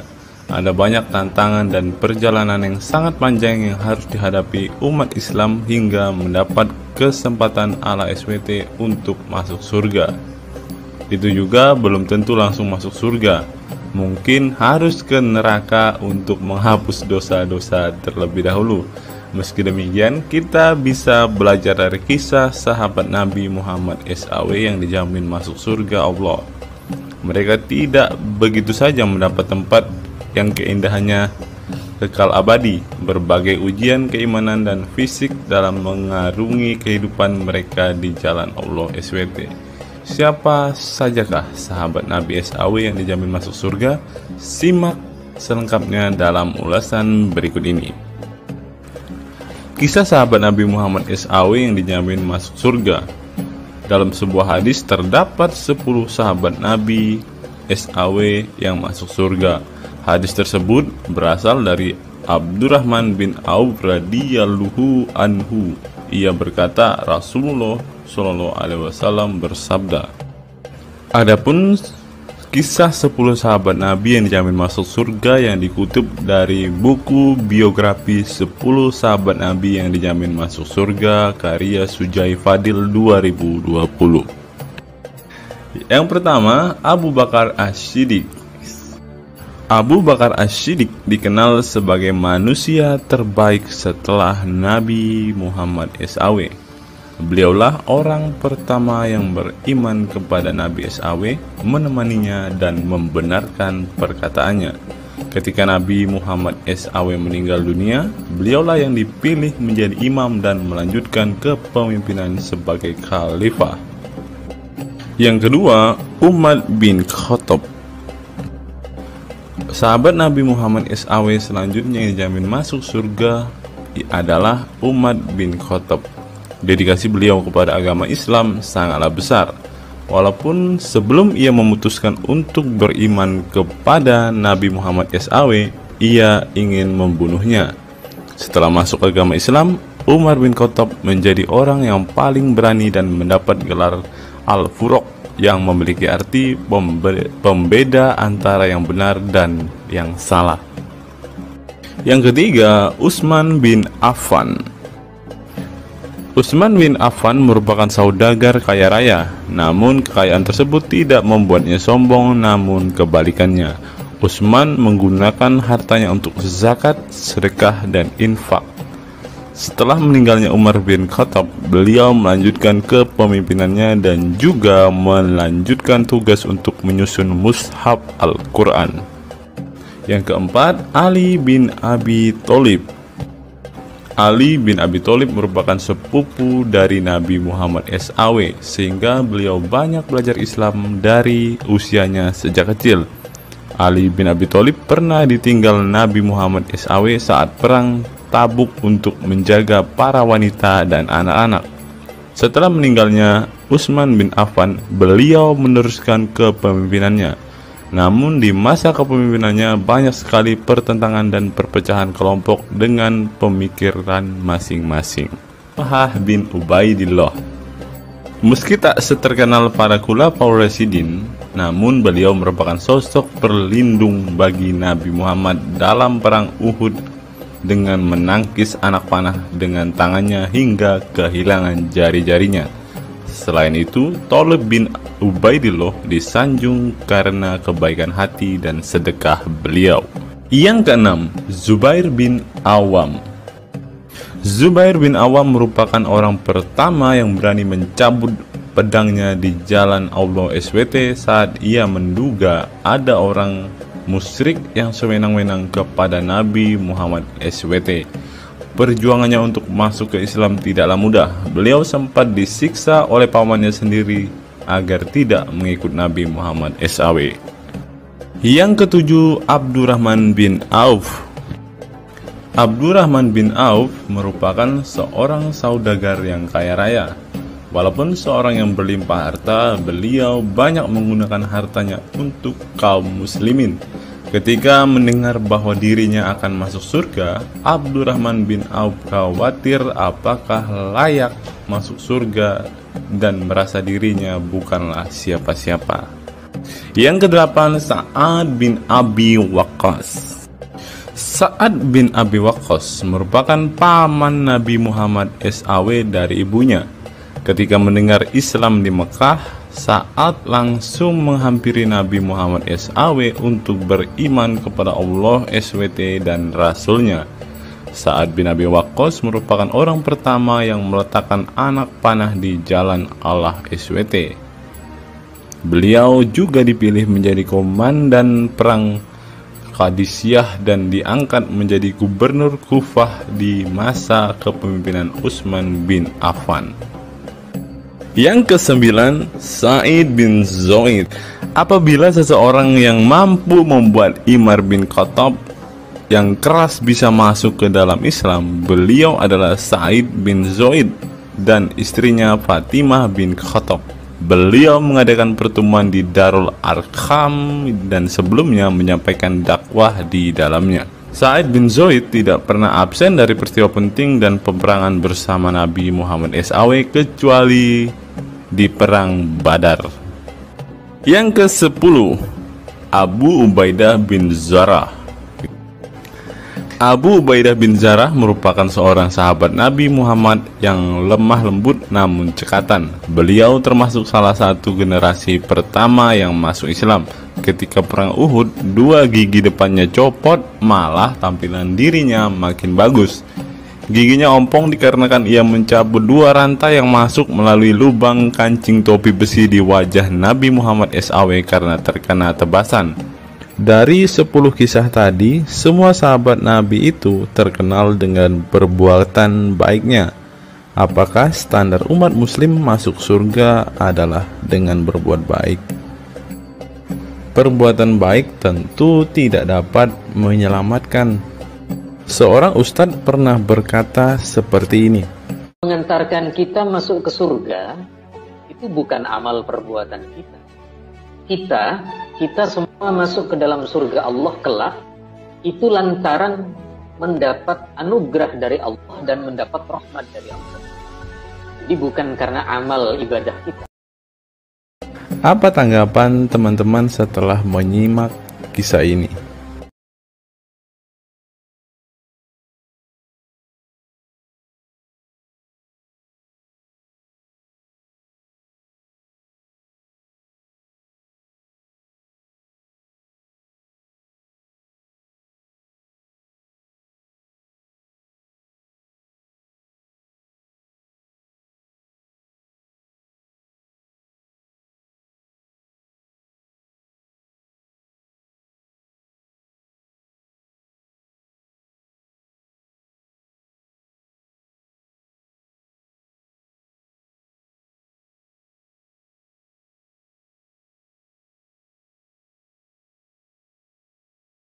Saya teringat dengan satu perkataan seorang ustadz, teman-teman. Ustadz ini mengatakan bahwa memang benar saudara-saudara muslim kita itu hanya suka membaca Al-Quran, suka berbahasa Arab, tetapi pada kenyataannya mereka ini, teman-teman, ternyata adalah orang-orang yang tidak paham sama sekali dengan apa yang mereka baca, teman-teman. Dan akhirnya Ustadz ini mengatakan bahwa saudara-saudara muslim kita ini seperti keledai, teman-teman. Mari kita dengarkan apa yang disampaikan Ustadz ini. Kita bangga menghafal Al-Quran tapi tidak memahami Al-Quran. Senang mengulang berbahasa Arab tapi tidak mengerti bahasa Arab. Suka membaca Al-Quran tapi tidak memahami maknanya. Akhirnya apa? Menjadi keledai di Indonesia. Tidak sampai di situ saja, teman-teman. Menurut NU Online, seperti yang disampaikan oleh Gus Baha, ingin umat Islam banyak baca Al-Quran meski tak paham maknanya. Teman-teman bisa baca sendiri ya judul artikel ini. Artikel ini mengatakan seorang Gus ingin umatnya itu semua umatnya dia ingin bahwa mereka harus mau dan rajin membaca Al-Quran, teman-teman. Walaupun ya pada kenyataannya apa yang mereka baca mereka tidak ketahui. Apa yang mereka baca mereka tidak tahu maknanya, teman-teman. Mari kita dengarkan dan lihat apa isi dari artikel yang diransir oleh NU Online ini, teman-teman. Jakarta, NU Online. Rais Syuriah Pengurus Besar Nahdlatul Ulama PBNU Kiai Haji Ahmad Bahaudin Nur Salim yang biasa dikenal dengan Gus Baha mengingatkan umat muslim atau umat Islam untuk memperbanyak membaca Al-Quran meski tidak memahami maknanya. Waduh, gak bahaya kah ini? Ustadznya mengatakan harus baca saja Al-Quran walaupun tidak paham. Wah, bisa-bisa umat Islam jadi keledai se-Indonesia nih, seperti yang dikatakan Ustadz yang barusan tadi. Karena semuanya disuruh baca, disuruh hafal, tidak peduli tahu atau tidak arti dan maknanya. Aduh, gimana ini, teman-teman? Sebagai kitab suci, Al-Quran harus lebih dekat dengan umat Islam. Cara mendekatinya bisa dengan mempelajari dan memahami kandungan Al-Quran atau membacanya. Membaca Al-Quran lebih bernilai ibadah, terutama di bulan suci Ramadan. Saya paling sangat ingin di Ramadan ini banyak membaca Al-Quran, baik membaca secara qiraatan saja atau lebih jelasnya. Sebagaimana dikutip NU Online dari akun YouTube Santri Gayeng, Menurut Gus Baha, membaca Al-Quran tidak harus menunggu paham arti dan tafsirnya, sebab membaca Al-Quran dari huruf ke huruf sudah bernilai ibadah. Meskipun seorang yang membacanya itu tidak paham arti dan maknanya, terlebih ketika membaca dan kemudian menjadikan isi Al-Quran sebagai bimbingan hidup. Gus Baha mencoba melogikakan orang yang membaca Al-Quran tetapi tidak memahami maknanya. Ia menjelaskan ketika seseorang membaca Al-Quran dan tidak paham maknanya, maka seseorang itu hanya menyibukkan diri dengan kalamullah. Hal ini menurut Gus Baha sesuatu yang baik. Tetapi Ustadz yang tadi mengatakan kalau hanya bisa membaca tetapi tidak ngerti maknanya, mereka sama dengan keledai di Indonesia. Nah, sekarang umat muslim bingung nih harus ngikutin yang mana, mau jadi keledai atau hanya menjadi pembaca tetapi tidak tahu apa-apa nih. Lanjut teman-teman. Efek dari kesibukan dengan kalamullah itu pasti tidak melakukan maksiat. Tetapi kalau kita melihat ya, kalau ada satu contoh kasus yang terjadi di pesantren kemarin kan teman-teman, di artikel yang kita baca sebelumnya, bahwa kejadian atau hal yang bersangkut paut dengan maksiat ini terjadi di dalam pondok pesantren teman-teman. Bagaimana ini Gus Baha? Kalau Anda mengatakan bahwa ketika orang sibuk dengan membaca Al-Quran dengan kesibukan membaca kalamullah dan bisa terhindar dari melakukan hal-hal maksiat, tapi kok di pondok pesantren malah terjadi maksiat nih Gus Baha, bagaimana ini?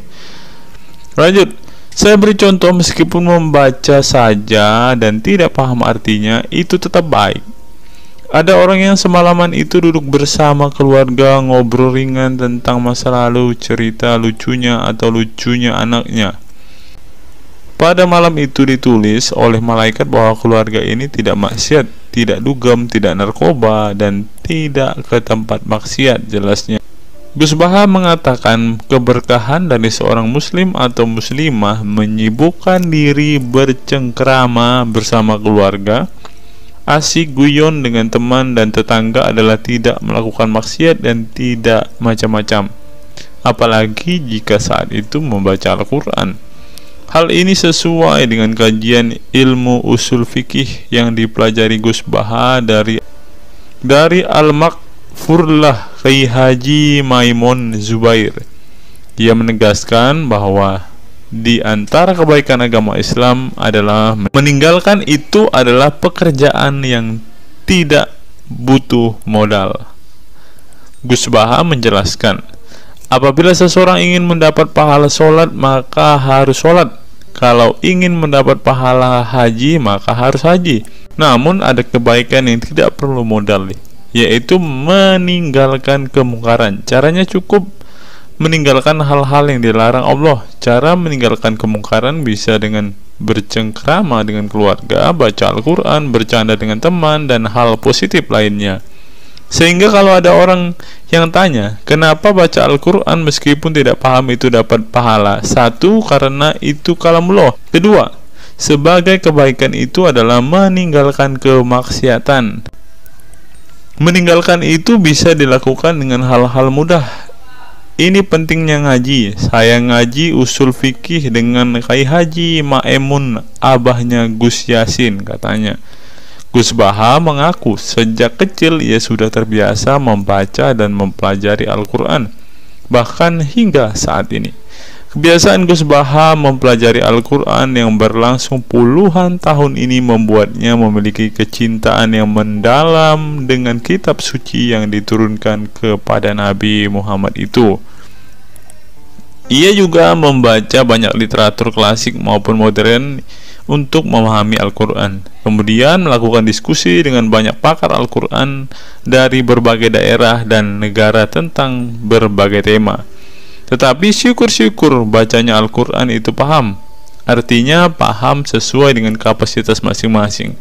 Saya mulai kecil hingga sekarang masih ngaji Al-Quran, masih belajar, juga masih terus mencari ilmu. Ucap pengasuh pondok pesantren Tahfidzul Quran LP3 IA Rembang, Jawa Tengah itu. Nah teman-teman, setelah mendengarkan apa yang dikatakan Ustadz Munzir Situmorang dan juga Gus Baha ini, taulah kita sekarang mengapa ketika ada debater Islam yang berdebat dengan saudara-saudara apologet Kristen kita, mereka tidak paham sama sekali dengan Quran mereka, dengan hadis mereka, karena ya seperti ini teman-teman. Membaca Al-Quran, menghafal Al-Quran itu adalah sebuah ibadah bagi kepercayaan mereka teman-teman. Walaupun mereka tidak paham apa yang mereka baca, walaupun mereka tidak mengerti sama sekali apa yang mereka baca teman-teman, yang penting dibaca saja, itu adalah sebuah amal baik. Nah teman-teman, kita belajar bahwa ketika apologet Kristen berdebat dengan para apologet Islam atau dengan para polemikus Muslim, inilah yang terjadi teman-teman. Mereka tidak paham sama sekali ketika mereka ditanya isi hadis dan Qur'annya. Karena pada intinya atau pada kenyataannya, seperti pengakuan dua ustadz ini tadi, bahwa memang benar umat muslim itu hanya senang membaca, hanya suka membaca, hanya suka mengimani, tetapi tidak paham sama sekali dengan apa yang mereka baca dan imani teman-teman. Sebagai contoh teman-teman, kita kalau melihat perdebatan antara Gurunda Zuma dengan apologet Kristen ya, ketika Zuma ditanyakan ayat-ayat Al-Quran atau hadis-hadisnya, Zuma pasti tidak pernah menjelaskan ayat dan hadis itu teman-teman. Alasannya ya kita tahu ya, sekarang ternyata memang Zuma pun ternyata hanya hafal, hanya suka membaca, tetapi tidak paham dan tidak mengerti sama sekali dengan apa yang mereka baca dan hafalkan teman-teman. Ya, jadi kita bisa ambil kesimpulan bahwa orang-orang model seperti ini sama seperti keledai di Indonesia, seperti yang diungkapkan oleh Ustadz Munzir Situmorang tadi teman-teman.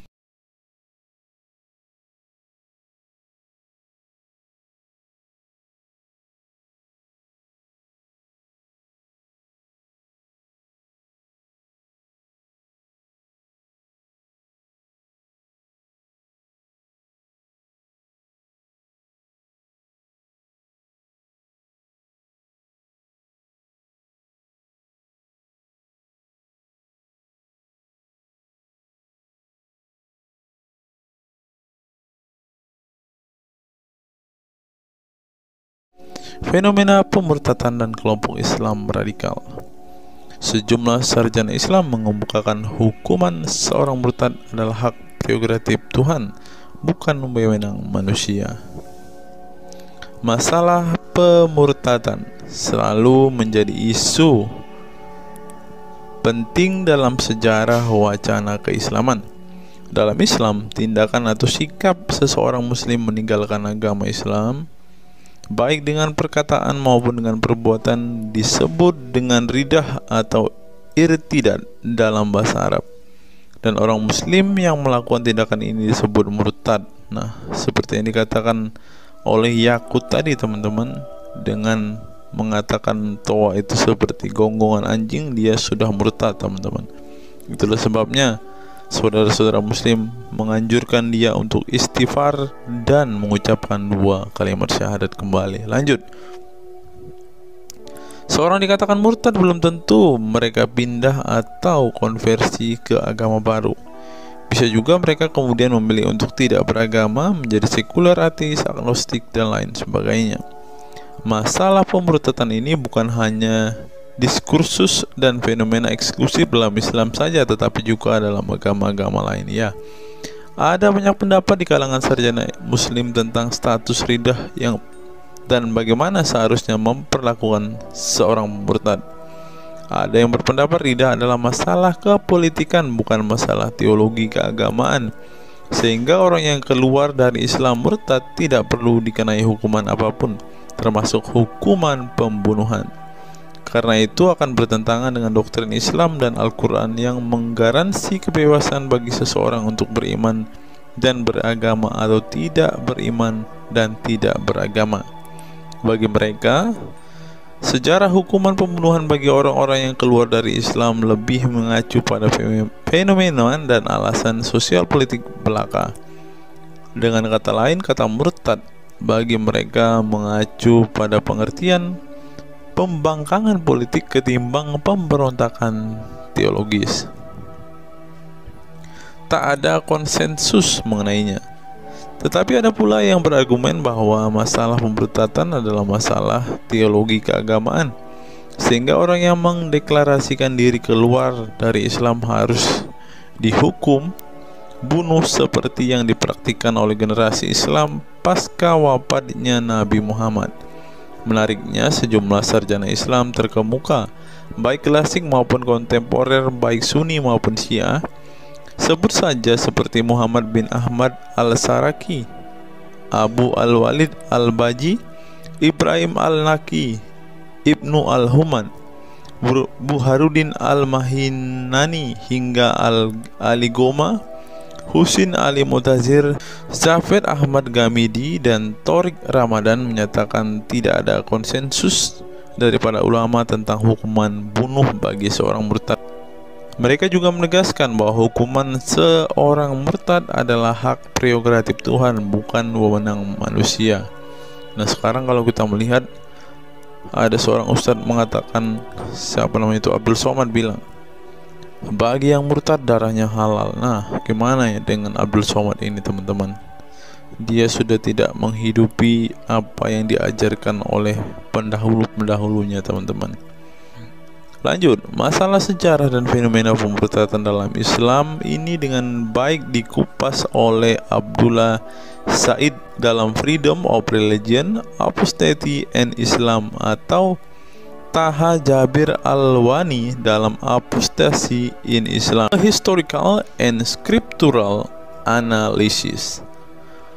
Tulisanku ini tak bermaksud membahas secara lebih dalam dan detail tentang pemurtadan ini, tetapi ingin menyajikan sejumlah fenomena pemurtadan di kalangan masyarakat Islam kontemporer, di mana banyak orang-orang yang memilih keluar dari Islam bukan lantaran menghadapi peliknya masalah teologi keislaman misalnya, melainkan dikarenakan telah muak menyaksikan perilaku Islam itu sendiri, khususnya kalangan muslim ekstremis. Nah, ini juga yang buat saudara-saudara kita muslim murtad, teman-teman.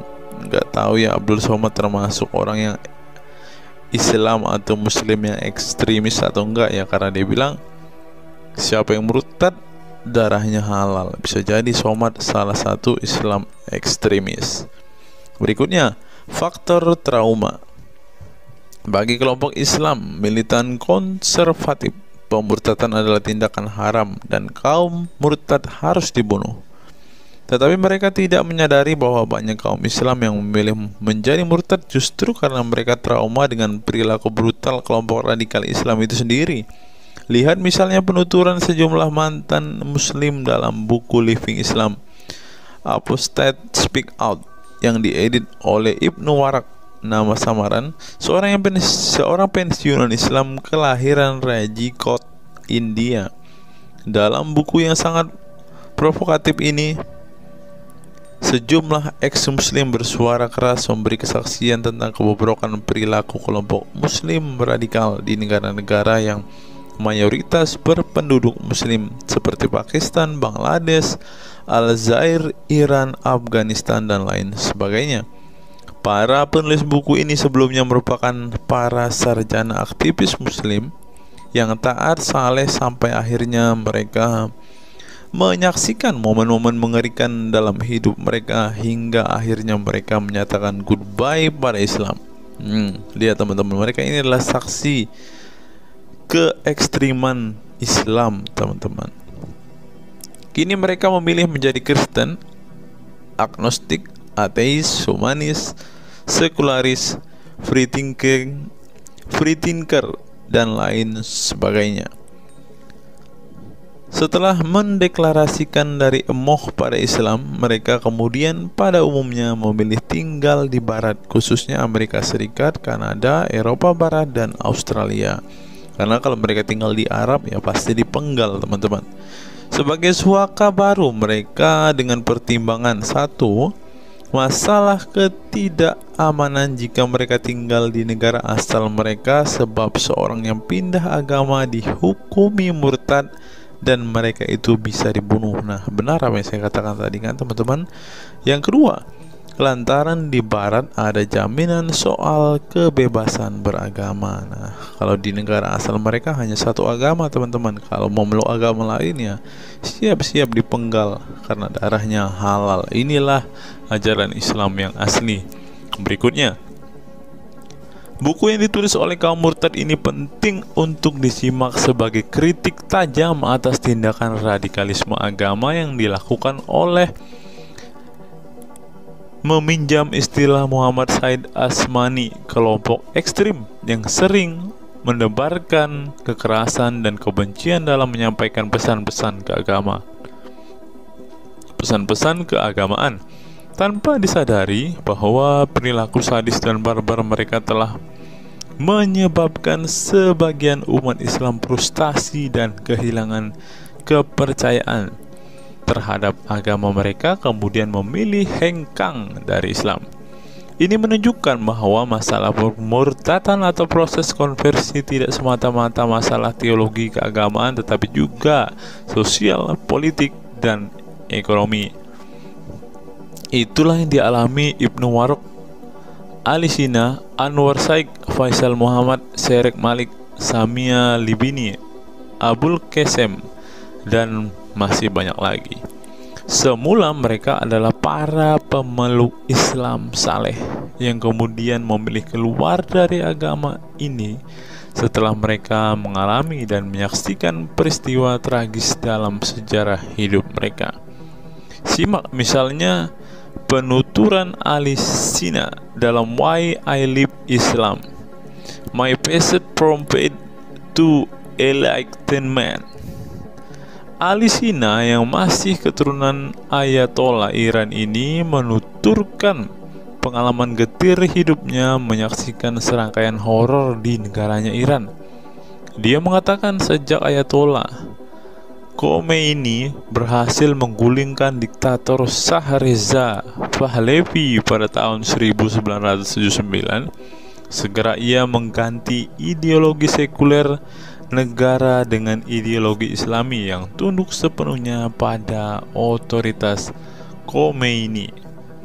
Masih menurut Ali Sina, alih-alih ingin menegakkan kedaulatan dalam praktiknya, yang terjadi justru penegak kedaulatan Khomeini, di mana melalui agen rahasianya yang bernama Saza Mene Ate Laat Fa Amniate Keskharar, yang disingkat Sefak, dia dan para pendukungnya menghancurkan siapapun yang tidak mau tunduk pada otoritas politik keagamaannya, termasuk bekas sekutunya.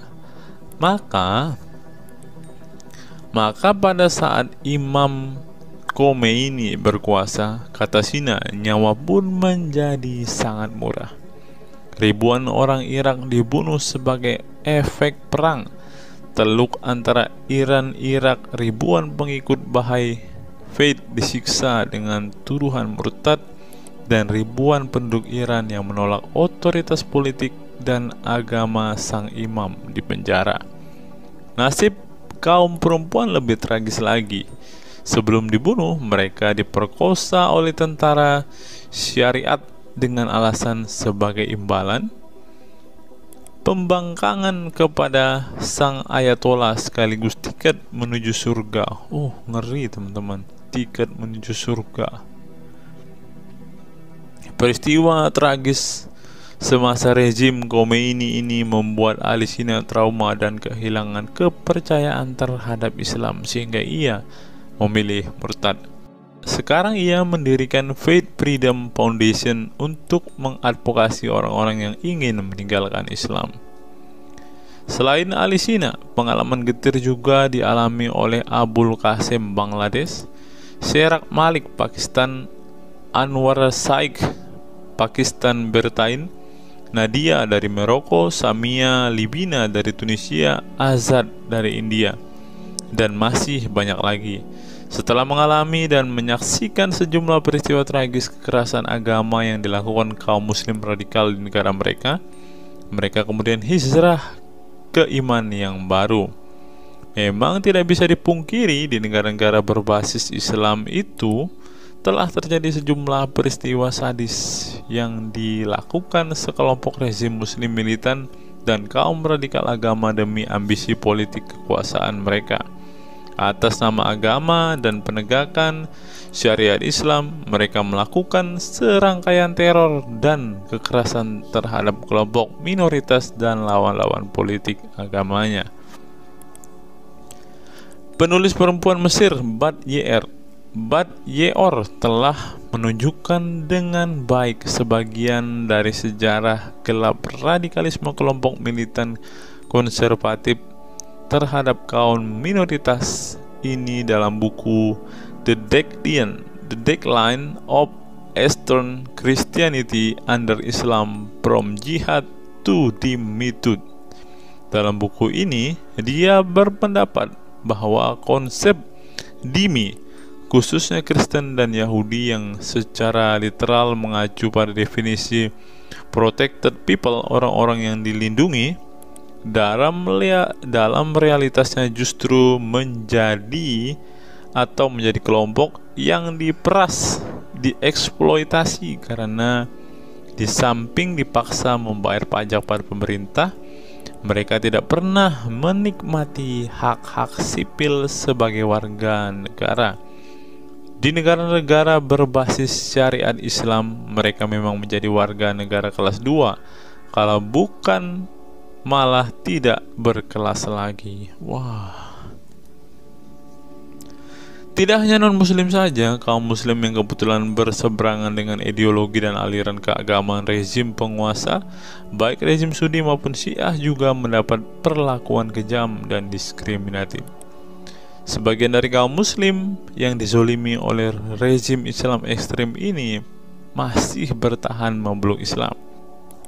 Tetapi sebagian lain lebih memilih kabur ke negeri lain dan emoh memeluk Islam lagi. Ilustrasi di atas merupakan peringatan keras sekaligus memberi pelajaran berharga bagi umat Islam. Dengarnya saudara-saudara Islam, khususnya kelompok muslim militan konservatif yang selama ini getol berdakwah dengan cara-cara kekerasan dan intoleran.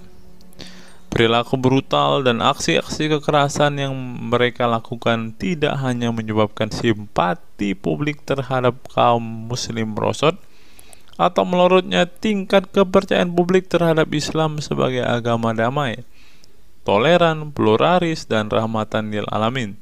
Tetapi lebih dari itu, tindakan konyol kaum radikal agama ini telah menyebabkan pemurtadan sebagian umat Islam itu sendiri.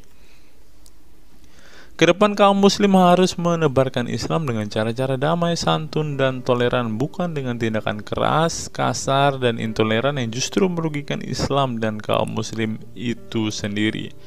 Jika memang Islam itu agama rahmat bagi alam semesta, maka buktikan itu dengan tindakan nyata. Wallahu alam bishawab.